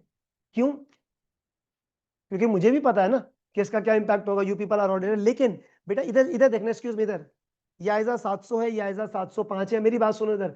जब कानून या स्टैंडर्ड या लॉज बनते हैं ना, तो वो हर एक पॉसिबिलिटी को देख कर बनते हैं। प्रैक्टिकली मैं आपको बताऊं, यहां तक बात पहुंच जाती है, यहां तक भी बहुत मुश्किलों से बात पहुंचती है। क्यों? अब आप सोचो, मैंने एफएस में गलती की है, आपने मुझे बोला भाई ठीक करो, मैं नहीं कर रहा, आपने बोला सर ठीक कर लो वरना हम एडवर्स दे देंगे। आई थिंक मैं फाइनेंस डायरेक्टर ये नहीं चाहूंगा कि एडवर्स ओपिनियन है, यस और नो? क्यों? तो फाइनेंस डायरेक्टर का जाती भी तो नुकसान होगा, क्योंकि एफडी को तो प्रॉफिट के ऊपर शेयर मिलता है। तो मैं भी ये सोचूंगा यार, अगर मैंने गलत खबर दे दी, शेयर प्राइस कम होगी, तो मैं भी, मेरी भी डायरेक्टरशिप का यहाँ पे सवाल लगा, यस और no? So that is the point. Practically बात इतनी ज्यादा यहाँ तक तो आई डोंट थिंक सो पहुंचती हो, मतलब मैंने नहीं देखी कहीं यहाँ तक बात पहुंची, यहाँ तक तो आराम से आपके पास नजर आ जाती है। तो बोलने का मकसद क्या है कि जब कभी भी लॉ या स्टैंडर्ड बनता है, तो वो हर एक एक जाविये को देकर, एक एक एंगल को देकर बनाया जाता है। तो डिस्क्लेमर में आ जाए यहाँ पर बेटा, क्या auditor is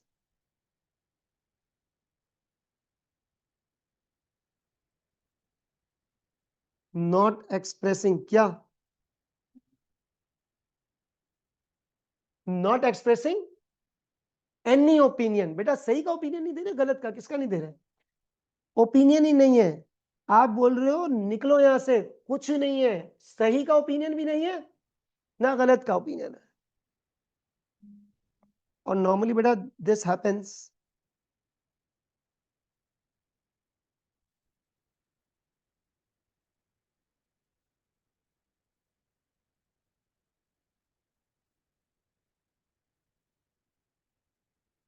when there is lack of evidence, बोलना सही बात नहीं है, when there is lack of ठोस सबूत, ठोस सबूत नहीं है भाई, when there is lack of sufficient and appropriate evidence।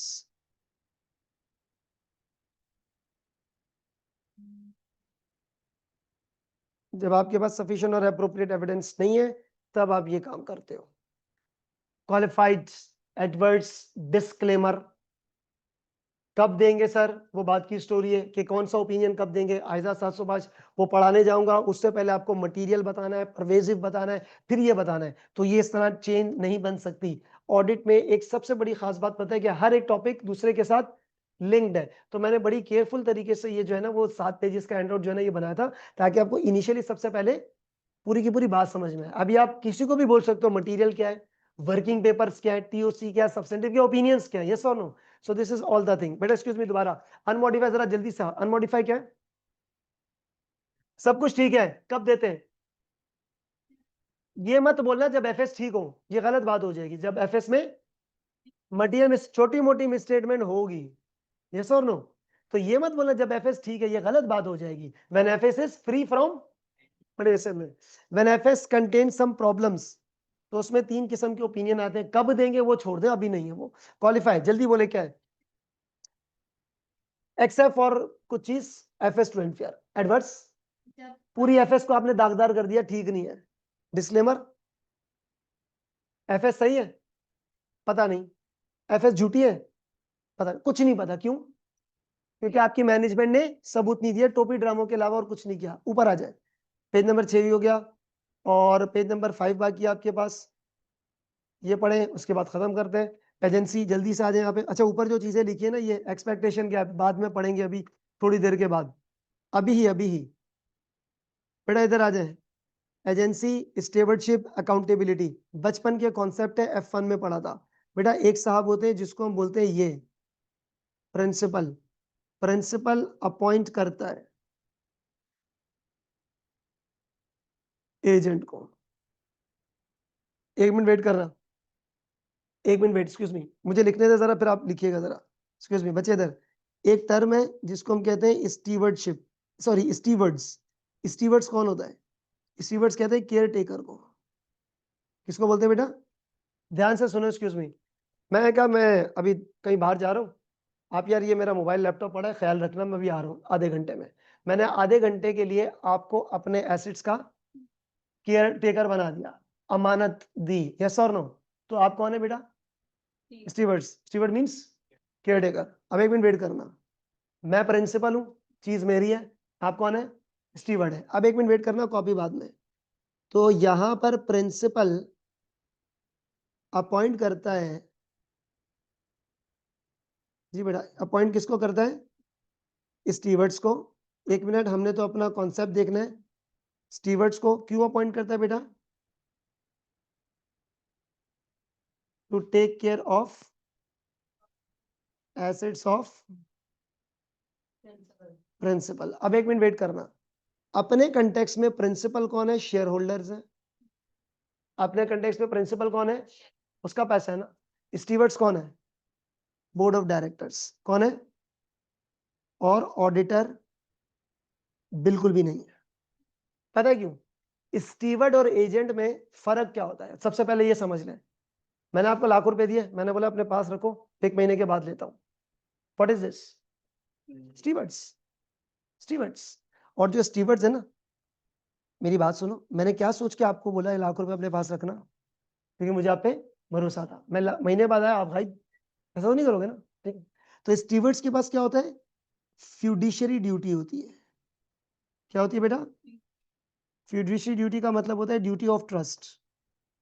Duty of trust यानी कि आपने मेरा भरोसा कायम रखना है। अब ध्यान से सुनो, एक मिनट रुकना। मैंने तुम्हें बोला यार लाख रुपए पकड़, एक हफ्ता संभाल के रखना, फिर बताऊंगा क्या करना है। एक हफ्ते तक तुम कौन हो? स्टीवर्ड्स हो। अब जरा गौर से सुनो, स्टीवर्ड और एजेंट में फर्क क्या होता है। फिर मैंने तुम्हें फोन करके बोला लाख रुपए पड़े ना, एक काम कर कहीं भी इन्वेस्ट कर दे। अब तुम क्या बन गए? एजेंट का मतलब क्या होता है? When you are doing the work on behalf of someone.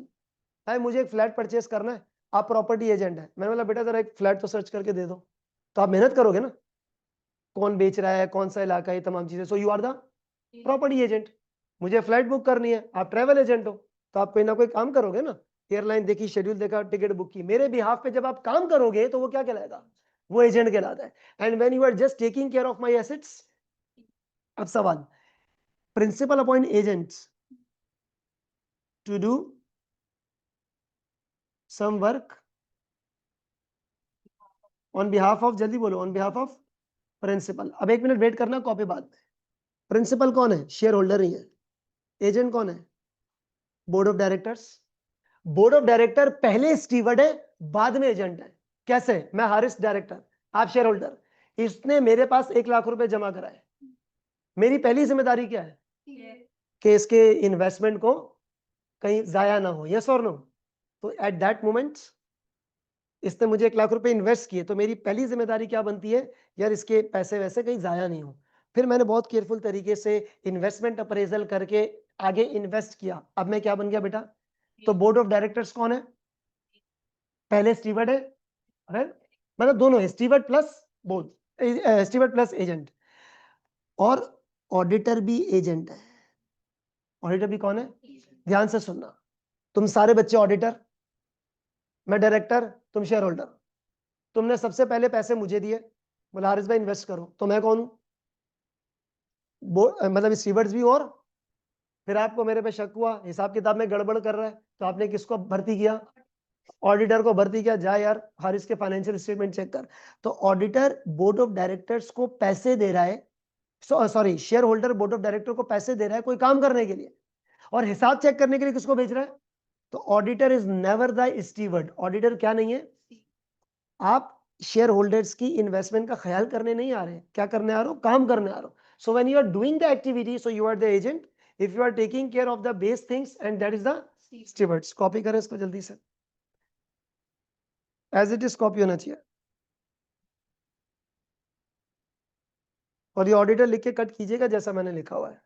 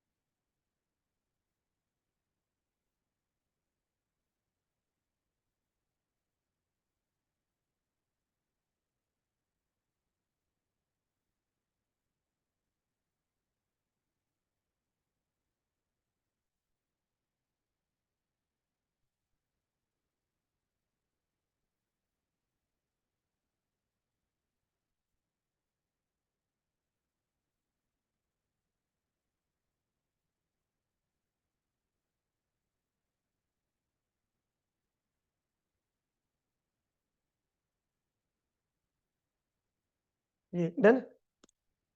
Agent, who is agent? जल्दी बोलेगा। Agent is someone appointed by the principal to do some work on behalf of the principal, be it the property agent, travel agent, ये board of directors का business agent. Who is stewards? The caretaker, someone who take care of your assets because of based on the fiduciary duty. ठीक है। Aeroplane के अंदर air host और air hostess को भी stewards कहते हैं। समंदर में जो आपके वो होते हैं ना लाइफ गार्ड्स वगैरह, कि कोई डूब ना जाए जाके उसको बचा ले, उसको भी क्या कहते हैं? Because they are there to take care of your health या लाइफ या जो भी है। लाइफ की तो खैर वो नहीं टेक केयर कोई कर सकता। सवाल ये मतलब वो भी आपके स्टीवर्ड्स है ख्याल रखने के लिए। अकाउंटेबिलिटी, बेटा what do you mean by the term accountability? इसका मतलब क्या बेटा? आंसरेबल, जवाब है we all are accountable to Allah. तो यहां पर आपके पास चाहे वो स्टीवर्ड्स हो, चाहे वो कौन हो बेटा आपके पास एजेंट्स हो, they all are accountable to share holder. नहीं शेयर होल्डर, लेकिन हम यहाँ पे प्रिंसिपल बोलेंगे।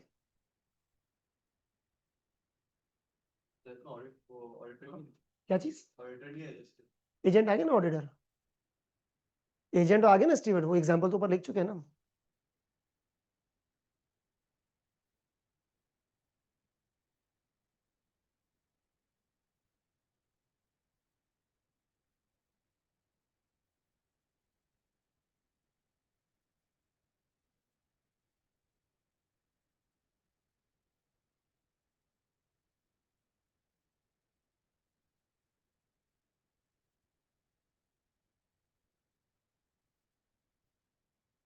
जी बेटा, इज इट डन? ओके, अब आ जाए थोड़ा सा ऊपर। और सबसे पहले आप ये हेडिंग पढ़े। अच्छा ये जो है ना, excuse me, it may be the knowledge based question. आप इसको कह सकते हो कि ये कौन सा सवाल है बेटा? Knowledge based. 3 नंबर का सवाल आ सकता है, may be knowledge based question. तो यहीं से उठा के कॉपी पेस्ट कर देना। लेकिन सबसे पहले आप ये एक्सपेक्टेशन गैप जरा समझिएगा। एक्सक्यूज मी, पढ़ना नहीं, यहाँ देखें। कल मैंने एक सवाल किया था आप लोगों से, ऑडिटर का काम फ्रॉड डिटेक्ट करना है। कुछ बच्चों ने यस कहा था, कुछ बच्चों ने क्या कहा था, लेकिन एक्चुअली में तो ये एक्सपेक्टेशन क्या था? एक्सपेक्टेशन गैप का मतलब पता है क्या है? एक पब्लिक क्या है एक्सपेक्ट कर रही है और एक्चुअल में चीज क्या है। तो वो उस थॉट्स का जो डिफरेंस आता है उसको क्या कहते हैं? It is a gap of public opinion about the audit and what audit actually is. Wait wait wait wait, चारों आप खुद पढ़ोगे अभी अभी क्या? अभी इधर देखना, एक्सक्यूज मी। कुछ लोग अज्यूम करते हैं, इधर देखना, इधर इधर देखें। कुछ लोग सोचते हैं कि ऑडिटर एफएस चेक करे 100%, जबकि एक्चुअली में सैंपल है, तो एक्सपेक्टेशन गैप है। कुछ लोग समझते हैं ऑडिटर ऑडिट करने के बाद ना गारंटी देता है, अरे नहीं भाई ओपिनियन देता है, तो ये उम्मीद का डिफरेंस है, एक्सपेक्टेशन गैप। कुछ लोग समझते हैं ऑडिटर फ्रॉड डिटेक्ट करता है, उसका काम नहीं है, एक्सपेक्टेशन गैप है। कुछ लोग ये समझते हैं कि जो आपका ऑडिटर है ना सारी आइटम चेक करता है, लेकिन रियलिटी में ऑडिटर बट आइटम चेक करता है। इन चारों को जरा पढ़े, आपको सब पता है ऑलरेडी।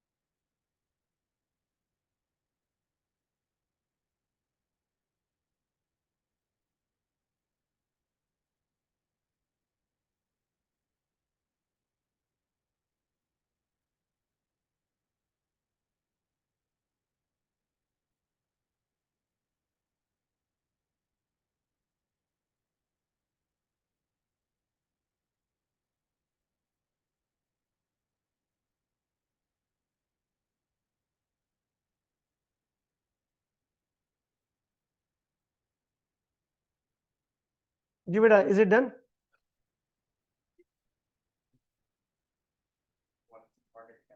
हाँ, एक्सटर्नल इंटरनल दोनों हो सकता है। मैं आपको एक मिनट, यहाँ तक हो गया? Excuse me. अच्छा, यहाँ पर एक स्टूडेंट का क्वेश्चन ये, ऑनलाइन बच्चे भी बड़ा सवाल सुन ले। स्टूडेंट इज आस्किंग कि जो फॉरेंसिक ऑडिट है ना ये कौन करता है, इंटरनल या एक्सटर्नल? मर्जी। मिसाल, आप लोग कौन है? हाँ, आप कौन? अच्छा, आप तो इससे दूर रहेंगे, ये आपका काम नहीं है। नंबर 2, मैं कौन हूँ? कंपनी मैनेजमेंट, मेरी कंपनी में फ्रॉड हुआ, मैंने मेरे इंटरनल ऑडिट डिपार्टमेंट को कहा कि चोर और चोरी ढूंढ के दे, तो वो इंटरनल फॉरेंसिक का है। नंबर 2, मेरे पास इंटरनल ऑडिट डिपार्टमेंट नहीं है for example, so I may contact to the firm, not you people, क्योंकि एक ऑडिटर एक ही काम करेगा ना, दोनों काम नहीं करेगा। तो अज्यूम करो कि आप केपीएमजी हो, तो मैंने फर्ग्यूसन को कांटेक्ट किया फॉर एग्जांपल, उनको मैंने बोला कि भाई हमारी कंपनी में चोरी हुई है, so please come for the forensic audit, तो वो आगे कर लेंगे। तो फोरेंसिक का मतलब क्या हो गया सिंपल में, कि हुई हुई इरेगुलरिटी को इन्वेस्टिगेट करना, तो किसी से भी करा लें। हाँ, पर वो ऑडिटर से नहीं कराएंगे। किससे नहीं कराएंगे? Is it done? चले जी, ये हैंड आउट कंप्लीट हो गया, चेक कर ले पूरे 7 पेजेस। ये बेटा ये कंप्लीट हो गया आपके पास। अच्छा, आप मेरी बात सुने, नेक्स्ट जो है ना, एक्सक्यूज मी, आपके स्टडी हब होगी, कैप्टन हो गई, बीपीपी हो गई, उसके लिहाज से फर्स्ट चैप्टर ये होगा अश्योरेंस वाला, ठीक है? तो ऑनलाइन फिजिकल सारे बच्चे मेक श्योर नेक्स्ट क्लास में आपके पास बुकलेट हो, सारी चीजें आपने इसी में लिखनी है। अगली क्लास कब है भाई? मंडे, कितने बजे? 12 से 3। Next class is on Monday, हाँ कल नहीं है, 12 से 3 है, ठीक है? चलो भाई, खुदा हाफिज।